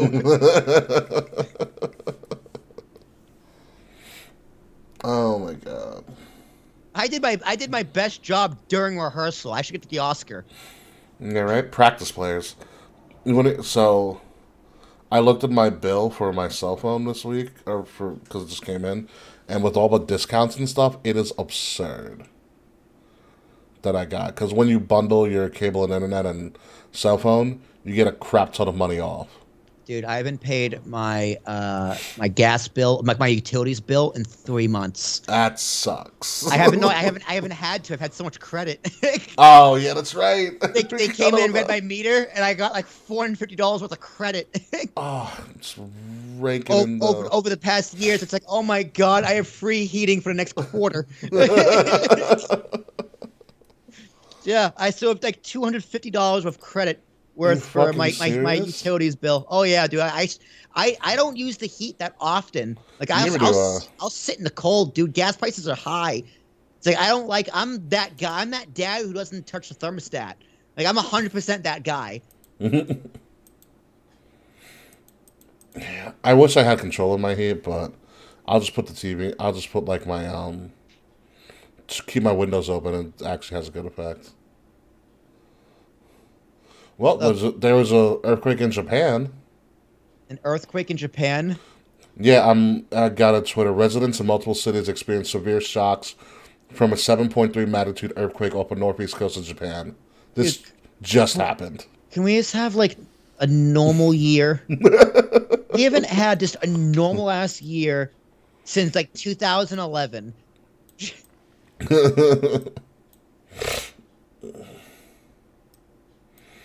Oh, apparently JR did a tribute to Scott Hall. I'm gonna have to listen to that. Good. Just don't do a video package, even though you don't have the rights to literally anything. No, I don't think they did. I think JR spoke probably. I'm assuming it's just JR that spoke, but who the fuck knows? I'm sure some people like at promos, like if Sting comes out and says something, or a Christian, or fucking whoever. Yeah. I mean, MSK came out in NWO shirts last night. Nice. Kevin Owens started his promo out with "Hey Yo." I think every time Kevin Owens was on TV, he did another Scott Hall thing. Yeah. Yeah. So it was cool. You know, it just sucks so much. Like the first member of the Clique to go was not Shawn Michaels. Or Six Pac. Yeah, it was. Yeah, yeah. It's nuts, dude. Just think, dude, it was almost Triple H. Yeah, Triple H actually tweeted. It sucks getting old, dude. Yeah, no fucking kidding. No fucking kidding. Damn. Yeah, Disney added. Thank God for Disney to add all this shit. Dude, I'm so excited for Kenobi. That's coming out, what, like May, right? May. It's like May 24th, I think. That's when A New Hope debuted in theaters. I know something like Morbius. I know Morbius is coming out. That's a Spider-Verse shit. I think. Speaking of which, what are your thoughts on the Batman? We didn't talk about that. I loved the Batman. Wasn't it fucking amazing? Dude, it's fucking amazing. Also, I ended up getting ribs that Saturday too. Nice. And I'm not gonna lie, dude, what a disappointment. Really? Where'd you get ribs from? We got them in Jersey City. Like, so first off, it was just like a nice American barbecue place. Mm-hmm. So that's where you went wrong. No. It was like we walked in. We did everything right. We walked in. It smelled amazing. Okay. And we got nachos, and the nachos were amazing. Okay, good start. So it was a great start. Like they had the house beer on tap, amazing. Like everything was good until the ribs came out. What? Burnt and dry. Really? And like they had like their barbecue sauce on the table, also amazing, and it helped a little bit. Got a half rack. So they overcooked the ribs? They overcooked the ribs, and Jazz had a chicken sandwich, but that was also dry. Oh, that's a shame. You can't overcook the ribs. And dude, like we put brisket on the nachos. Ooh. And it was, dude, the nachos were amazing. I shit you not, they were some of the best nachos ever. They were so good. The cheese was delicious. It was great. Yeah. So But yeah, just disappointing on the ribs. But the Batman was amazing. Yeah, how long did it take you to figure out that Colin Farrell was Penguin? I knew before I went in. Oh, never mind. But if I didn't know, I wouldn't have believed you. Like if I didn't know, I wouldn't have believed you if you just told me that. You would have been ribbing me. Yeah, like I was reading, I was like, Colin Farrell is the Penguin, Dude, unfucking recognizable. Yeah, Absolutely outstanding. yeah. Oh my god, and that Batmobile, It was a fun Batmobile. that hell on wheels. But I do like how they didn't like how they made it more realistic. Like I said, like he takes off the mask and there's eye black. I'm like, oh okay, that makes fucking sense. Also, Jeffrey Wright as Gordon. Dude, Jeffrey Wright as a Gordon was a great Gordon. He was yeah. a phenomenal Gordon. And John Turturro as Falcone. Oh my god, dude. Way to go, Emilio! It was just like, dude, I was like, is that John Turturro? Yep. The next scene, that's John Turturro. That's him, all right. Yeah. Also love Zoe. Dude, great casting. Absolutely great casting. Yeah. Also love Zoe Kravitz as Catwoman. Gorgeous. Yeah, she was great too. Like you felt her pain, you get her motivation. Mm-hmm. Like you respect how different she is from Batman, and you get it. Yeah. Fantastic. Yeah, it was a lot better than most Marvel movies, for sure. Well, this one I think it was done in a different tone. Well, obviously because it's a darker tone. And Yeah. noir. And my lord, the Riddler. My one thing was, so me and my friend Luke recorded a podcast last night. We talked 40 minutes about Batman in general. So all Yeah. my full thoughts will be on that podcast. Talk with Tara comes out 3 weeks from today. So plug. But the thing with the Riddler was he was just a little too close to like a Joker for me. Like, I thought it was great, but I was like, they literally told a story. Like you could have swapped out the Riddler with the Joker, and it would have been like no different. I feel like it was a little different because he used riddles. I feel like he's smarter than the Joker. His moves were a little more calculated. That was the realization I came up with. I have to show you a video from I think it's New Rockstars, where they break down the entire movie and they show a bunch of shit that you missed, which makes the movie even that much more brilliant. Yeah, send it to me because like people who are fans of Batman love this, like diehard fans of Batman. Mm-hmm. I really, really enjoyed it. It was very long, but not like in an annoying way. Like It did 30, seem to 40 drag minutes a they little. could have cut Yeah. where it would have been totally fine, but I was fine with it being there because I was interested. My my favorite is when he just fucked Penguin over on the Yeah, you leave him tied up. and then he started to hop around. Yeah. I wish the ending with Joker would have been an Easter egg at the end of the movie, at the credit scene. Credit scene. Nah, that's Marvel though, dude. That's a thing. They pretty much did the exact opposite of a Marvel movie. Yeah, it's dark and ominous, like the way Yeah, DC, dark and like it's like it's the the way DC's supposed to.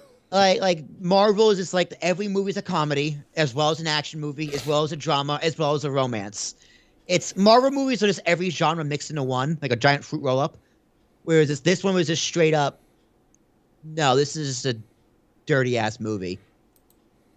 It's how I believe DC should market themselves. Yeah. It's how I feel like they should have marketed themselves forever, but they don't do it. Plus, there's no continuity. Yeah. Which sucks. But apparently, this is one of 3. Good, dude. Yeah.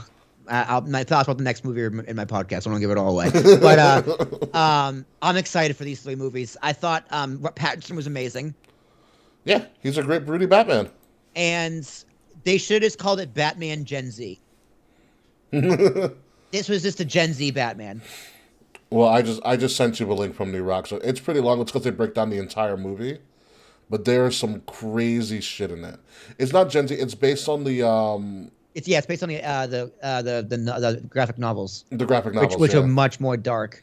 Yeah, it's based off of Batman Year One. Because you ever notice that he doesn't call himself Batman; he calls himself Vengeance the whole time. Mm-hmm. I am Vengeance. I am Vengeance. Also, we didn't talk about this on the show, but besides the Miz and them showing up, you know who else showed up? The Mysterios. Oh yeah, I did hear about that. They are somewhat low-key teasing Santos versus Ray. That would be fun. Andrade's gone, so you gotta fill in the Next best thread. thing. Yeah. Oh, Andrade. I would love Andrade versus. Wait, there's a post-credit scene for Batman. It's weird. It's funky. I didn't see it. What is it? It's so they flash up a website really quickly, and it's more Joker. It's more riddles from the Riddler. Interesting. That's pretty cool. Yeah, it's hard to decipher because they use the same sticks that he used. All the symbols and stuff that he used in the movie, so you have to know. Dude, these guys go pretty fucking deep. Oh, new rock stars? Yeah. Yeah. No, they break down everything. I'm just going through their channel, just like, dude, so much nerds. They make so much money off of this shit, though. And Professor X using Cerebro in a multiverse of madness, that'd be fucking cool.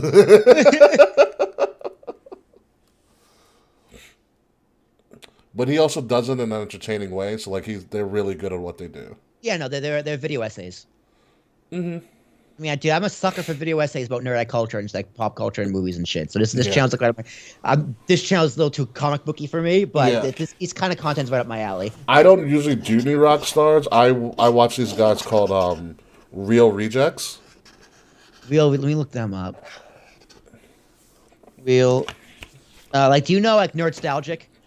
I don't know Nerdstalgic. Oh, the Real Rejects. Okay, so they cover a lot more things besides Marvel and stuff. They cover like actual other shows. They do like do you know like the Film Theorist? Okay, yeah. The Film Theorist is great. I like the Film Theorist. His theories are pretty wacky and like backed by science and shit. Nerdstalgic is more like, you know, the nostalgic nerd shit. Yeah, Real Rejects for them, they'll do watch alongs, so they'll clip together and you can watch like shows with them. And then they'll break down what they thought of the show afterwards. Yeah. And if like and sometimes they'll watch new rock stars to find the things that they missed. Which is fun. And if they're in like a bind, they'll bring in somebody who's like an expert like comic book nerd lover and they'll have him explain shit to them. That's cool. Yeah, I like that. I like those kind of channels. Yeah. Although I also have like a lot of Lord of the Rings lore channels, which are a lot of fun. I'm just that nerdy. Let's look at these Real Rejects. Miss Marvel trailer, yeah. Brooklyn Nine-Nine. Oh, okay. Gravity Falls trailer. A lot of reactions. They're funny. They're just two random dudes, and they're just really cool. That's all you gotta do, man. It's gotta be two dudes with attitudes. They do all the Star Wars stuff too. Like they did the whole Book of Boba Fett. What a great mid-season for what's his name? For the Mandalorian. Yeah, they did a 4-hour live stream on the Batman. How can you talk about the movie longer than the movie itself? They have a huge following. I think that's why. They got almost just under 1 million followers or subscribers, 973.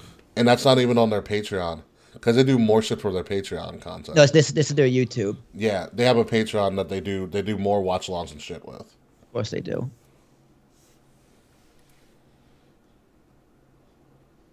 What do you think of Nope, Jordan Peele's new movie? I want to watch it because of the title of the movie. Yeah, dude, like the trailer. I'm not a fan of Jordan Peele's movies. It's understandable. I mean, what was love the one after Get Out. It's like they all hold hands. Like Mary Jordan hold hands. It's afterwards. like Hands Across America. I saw this movie too. I forget what it's called, but that one was good. I love that movie. He's very Twilight Zone.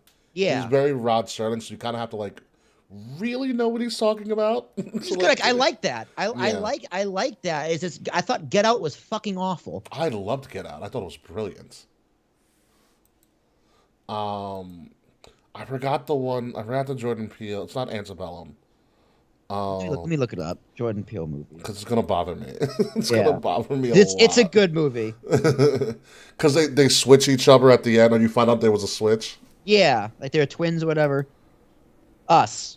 Yes, Us. Although he also did Okay, wait, hang on. Okay, I should have went to his IMDb. His director, because I'm not gonna like. Was he? I don't think he directed Black Klansman. He might have been a producer though. No, he was not. He wasn't. He might have been a producer. So yeah, I want to go to director. Black Klansman, never good movie. Black Klansman was a great movie. Denzel's kid, phenomenal. And what is it? Topher Grace. He's directed 3 movies: Get Out, Us, and I guess the third one's me. Nope. Nope. I'll watch Nope. It got me because I thought the trailer was really funny. Because you know what? That's something a black person would say. Nope. Yeah, nope. dude. Honestly, that's exactly what I thought in the theaters. Like, okay, it's a great title. It's a phenomenal title. It's dude, honestly, a bunch of black people in the theater probably just went, nope. Not seeing it. Nope. Absolute.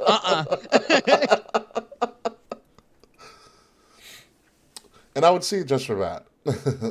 You know what? That's fair. I might have to see it just for that. 'Cause I think it's like, you know what? You got me, dude. That's really clever. Yeah. So he wrote Candyman. He wrote Candyman. Wow. Which, honestly, dude, Candyman, it is what it is. Me and Jazz went on vacation. We saw it, and I don't regret it. I'll leave it at that. Okay. He wrote. I did not know about Jordan Peele wrote Candyman. I mean, he's good. I also find it's interesting. He's married to. I know Chelsea Peretti's his wife. Who? Chelsea Peretti. She's also a comedian. Yeah. He produced Black Klansman as well as Get Out as well as Us. Yeah, he produced all of his movies, and he produced Candyman as well. Get Out was such a good. I mean, I knew what was happening because I'm a therapist. I was like, oh, it's the fucking tea. Oh. Yeah, dude. It's like this movie is so like I pointed out beat for beat what was going to happen in the movie, pretty much the entire movie. I loved the story behind it, even though it was sometimes at points predictable. But I get what he was trying to say. It's like, bruh, leave the house. Like you don't think your girlfriend doesn't notice her family's being fucking weird, and you don't think she's being the least bit suspicious When she couldn't find her keys, like, and you're come being on. surprised when she can't find her keys. I'm not gonna lie, I loved that last act. We murdered everybody. That was amazing. That was great. 10 out of 10. But you are the dumbest motherfucker in the history of not just horror movies, any movie. T.S. motherfucking A. It's like, are you the only black person who doesn't realize that racism is in America still? Are you the only one? The whole farm, all the black people except for you are acting funny. The family is acting funny, and your girlfriend's acting funny. No red light, nothing. Nothing's amiss to you. Nothing's like, I get the fuck out of here. And when she says no, you don't go, all right, bitch. Yes, when you go, nope, nope, and you bail. Bolt. So no, the movie's fucking awful. He should have done it. Remember when he took the picture of a guy, and the guy like flipped out on him? Yeah. Like he started twitching, like it was malfunctioning. Yeah. Like, bro. Awful. Pure awful. I still enjoy it. He was the bunny in Toy Story 4? Interesting. Did you ever watch Key and Peele when he had the show? I've seen a few skits. I think they were hysterical. They're obviously not Chappelle's show, but they were. No, they were different enough though. I think they were different enough. Yeah, they were different enough. Did you saw the ones when they did all the when we did all the college football player names? No, one of the few ones I saw is like they were in a classroom or something. I forget what the skit was. Oh, but the other one was teacher. I think so. And then the other one was like the Gremlins 2 like movie room, like the writer's room. Mm-hmm. It was like, oh, you're dressed like this. Guess what? You're in the movie. You're in the movie. And it was like really annoying skit until you find out at the end of the skit all those things were actually in the movie. So it's like, all right, that's a really funny skit. Like it's a really clever, really well written, really funny skit. No, but they do one, like, you know how sometimes like college football players will have these really ridiculous names. So they do a whole skit where they like introduce the teams from a football team, and they have the most ridiculous names ever. Like one's like Hingle McCringleberry. Bodie McBoatface. There are like there's like they do a skit like 4 times. There's one where where Jordan Peele is supposed to be Obama, Great. and he goes, Obama finishes a speech, and he's shaking hands with all these like white dignitaries, like, how you doing? How you doing? How you doing? He sees a black person. He sees a black person. Goes, brother, what's up? How you doing? You know us. We gotta stay strong. How you doing? He code switches. Oh man, yeah, it's called the East. All right, I just found it because this is fun. Oh my god, these are so fucking funny. Dude, I think fewer things are funny than Dave Chappelle's white voice. Dave Chappelle's white voice is so polished. It is so. Gotta take out the grouch. It's like his white voice is better than my white voice. Get a room, Grouch. This is just one of them. Oh, this is the Ultimate Collection, so this might be all of them.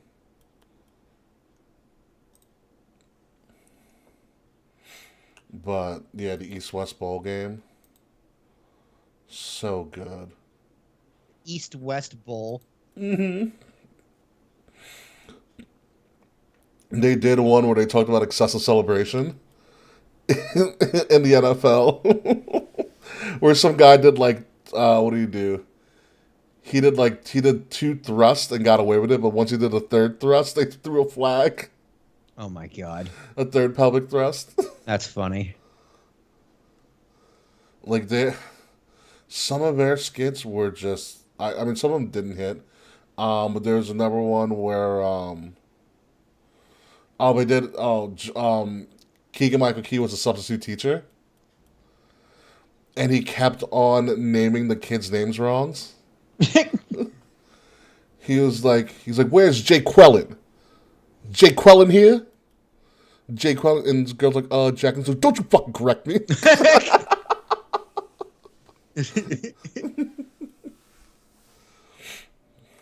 Did you play it? I'm not sure. No, I'll watch it after. And I got 2 videos to watch. Oh yeah, the new Rock's is gonna take it for a while.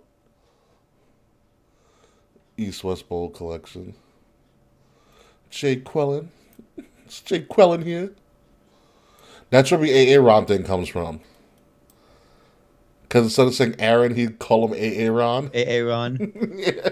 Dude, everyone growing up called Aaron Aaron. Or double Aaron. Like, no one called him Aaron. I called him Aaron. I have a cousin named Aaron.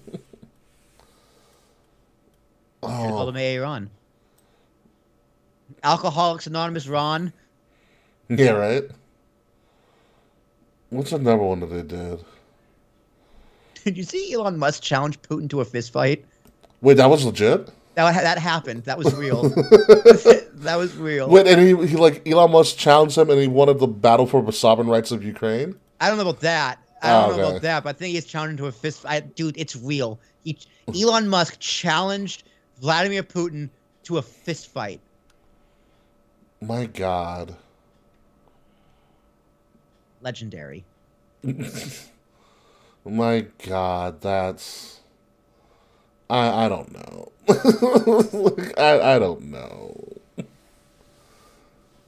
Oh, my God. All right, here. What time is it? 9:45. Who do you got in the tournament? Are you watching NCAA basketball tournament tomorrow? No, I'm not. Wow, you should. Games start at noon. Okay. It's the greatest thing in all of sports. It's to watch people like Duke just fucking lose. It's better than the World Series, the World Cup, and World War III combined. I was watching that the other week. I was like, this movie still holds up. It's still so funny. Every single joke still hits. Every single one. Man, she's got to be a lesbian. You know what I was thinking, actually, when Brock Lesnar was talking about he's out for blood? I wanted him to say, no one makes me bleed my own blood. Nobody makes me bleed my own blood. Nobody. Dude, it's such a great line. I don't like Ben Stiller, but I love that movie. I love how Ben Stiller in all his movies, his wife is always like against him. Oh yeah, always. She's always like the antagonist. It's or the so protagonist. Funny. Dodgeball is one of the best movies ever fucking made. Patches on hula hat. It's so funny. Well, Dude, I swear to God, anytime I'm watching a movie with someone, I will pull it out once per movie when someone dies. I gotta pick a death every movie. Well, I'm sure it's the way he would have wanted to go. So I'm watching Titanic, the guy hits a propeller. Well, I'm sure it's the way he would have wanted to go. Boromir gets a third arrow in the Lord of the Rings. Well, I'm sure it's the way he would have wanted to go. Dumbledore, well, it is the way he wanted to go. Oh my god. So you know what's really funny? ESPN will change their name to the Ocho randomly from time to time. I know. It's so great. When they have like the most random stuff, like I think it was like the last time I did the Ocho, they did like I think it was cup stacking. Look how fast you can stack some cups together. Dude, it should just be a YouTube channel. It really, ESPN should have a ESPN 8 The Ocho YouTube channel where they just put on this random, like, you know, like, you ever see like marble racing, like the marble Olympics? No. So it's called Gels Marble like racing. Okay. And this guy does a whole dude, I'm gonna send you some of these videos. It's one of the most incredible things I've ever seen. Marble racing. Gels Marble runs, like. It's just like they'll do like a relay race or something like that. And Okay. It's just like vector sets of like marbles in a course, and they race. And it's different types of marbles doing different things, and like they'll have like a long jump. It is, dude. They just do so much crazy shit for their videos. It's so funny. It's fucking amazing. That reminds me, I was watching videos for a while, I think on like Snapchat, where people will put like different like cars or like marbles or different sort of like smaller items on a treadmill and put the treadmill at full speed and see which ones stay on. And dude, I'm not gonna lie, it's this guy's commentary that really sells it for me. What is he sells it like it's a real thing? Yeah, dude, like he names all the marbles for like the team. Like this guy just goes in, dude. It's so much effort he puts into this. Like this is event 9, a triathlon for fucking marbles. Like, you know what I mean? Like this ESPN the 8 The Ocho should sponsor put this shit on a channel. The E9 triathlon. They have Marbula 1, where it's just like they have a British guy like doing a commentary, and it's like marbles from different countries. Marbula 1. That's so ridiculous. Like they'll do speed runs, like it's crazy. Like when they do marbles, because actually, like it works like an actual way. Someone will be in first place for, like the first 8 laps, and then drop down to 12th. It's like, how is this like realistic? It's just marbles on a course. The courses are well made. There's stands. There's like fans, and like he moves the marbles and animates it. Like the effort this guy puts into this video. That's why it has 1 million views. It's in 1 million subscribers. It's ridiculous. That sounds horrible, but amazing. Like, oh, can you go out with us tonight? No, I can't. I got to edit my marble video. You know, I bet you he gets a lot of views because marble and marvel sound very similar, and people probably screw it up half the time, and then they just end up staying. He was also featured on John Oliver. That could also be a thing too. So it was beginning of the pandemic in 2020. Like John Oliver did a piece on like sports closing down. Yeah. And at the end, his final bit was, "There's still sports out there," and like he mentioned YouTube, and he sponsored the show for like a month and a half. So like every video is just like, this is the Jealous Marble Race brought to you by Last Week Tonight with John Oliver. Like he had signage, the whole 9 yards. Like John Oliver put this guy on the map like even harder. It's so ridiculous. That's how I heard of him. I love John Oliver. He's the best. I've been watching a lot of Weekend Update lately just because I need a good laugh. I feel like Weekend Update is something that me and you would do really well because it's so fucking stupid. Dude, I haven't watched SNL. Like I watched it when Elon Musk was on, but before that, I haven't watched SNL in like ever. The last full SNL I saw was when Dave Chappelle was on. I saw his opening monologue. His opening monologue was fantastic. Oh, brilliant. He's like, "I'm not doing comedy tonight. So fuck y'all. I'm just gonna smoke my cigarette too, if you don't mind." No, I saw the one where he was on after Biden won the election. Like when the day Biden won, because that was a Saturday, Dave Chappelle was scheduled to be on Saturday Night Live, and he put on a brilliant monologue. I don't even remember what he said, but I remember it was brilliant. I remember him talking. I remember he made the next skit. He made Pete Davidson laugh so hard. Pete Davidson was supposed to be Count Chocula, and Pete Davidson's fake teeth fell out mid scene. That's really funny. That's really funny. Oh my God, Pete Davidson, Mr. Kardashian these days, dude. I saw a tweet the other day, like a meme. It was just like, so when's Kanye West being put under a conservatorship? And I was just like, you know what? That's a great question. I've been saying it for years. Kanye West is mentally ill and he needs to, so I need to check him out. But no one wanted to listen to me. Dude, this whole Kanye West situation has issues. This whole situation shouldn't be like gossip, drama, clickbaity bullshit. Like, this is a mentally ill man harassing his ex-wife. Yeah. Like, the fact that this isn't being taken seriously and it's being taken as, like, paparazzi,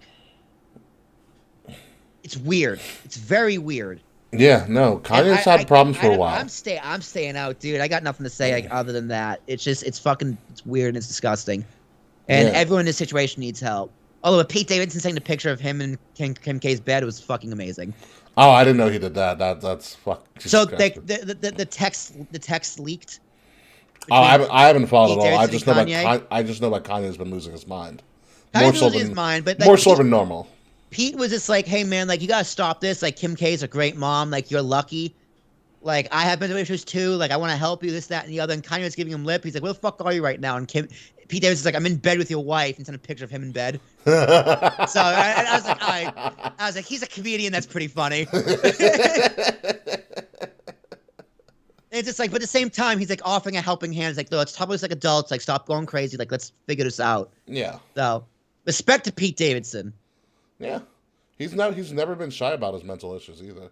No, he's never been shy about being a dick either, and how much he is a dick. Here's the thing, like, he knows. Yeah, no, he knows. Like, here's the thing about Pete Davidson. Have you watched King of Staten Island?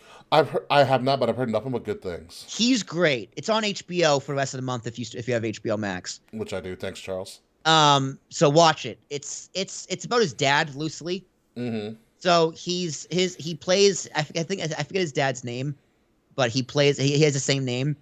And Pete Davidson essentially is just struggling after his dad died on 9/11 as a firefighter, which his dad actually did die on 9/11 as a firefighter. Yeah.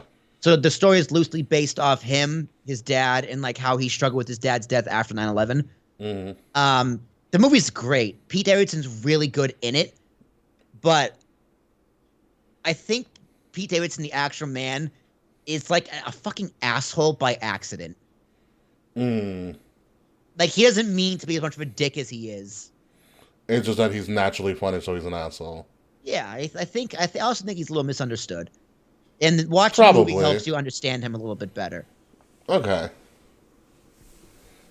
That makes sense. I realized I hated Pete Davidson. I didn't have a reason why. I just hated Pete Davidson because I decided I hated Pete Davidson. I had no issue with Pete Davidson. I thought he had a really funny cameo in Suicide Squad. Yeah. It's like, yeah, Pete Davidson's Pete Davidson. Leave the man alone. Yeah. Let him chill. Let him smash Kim. Do what he needs to do. But he has quite the resume. Does he really? Kim K, Ariana Grande. Wow. Yeah, man, all those tattoos got him somewhere. Couldn't believe it. Yeah, take that, Post Malone. Do something with your life. What? He's had to have gone platinum. Who? Post Malone, has he gone platinum? He needs to. He's a good artist. I enjoyed Post Malone. I had his last album. He's a good artist. I don't know if he's gone platinum, but it's Post Malone. Post Malone's Post Malone. Anyway, is everything uploaded? Because I'm about to get out of here. I believe so. I think I know I exported it. I think I uploaded. I uploaded it somewhere. Well, let me know. Yeah, it's in there. It's in there. All right, let's get the fuck out of here. We'll see you guys next week. Oh yeah. Oh yeah. Oh yeah.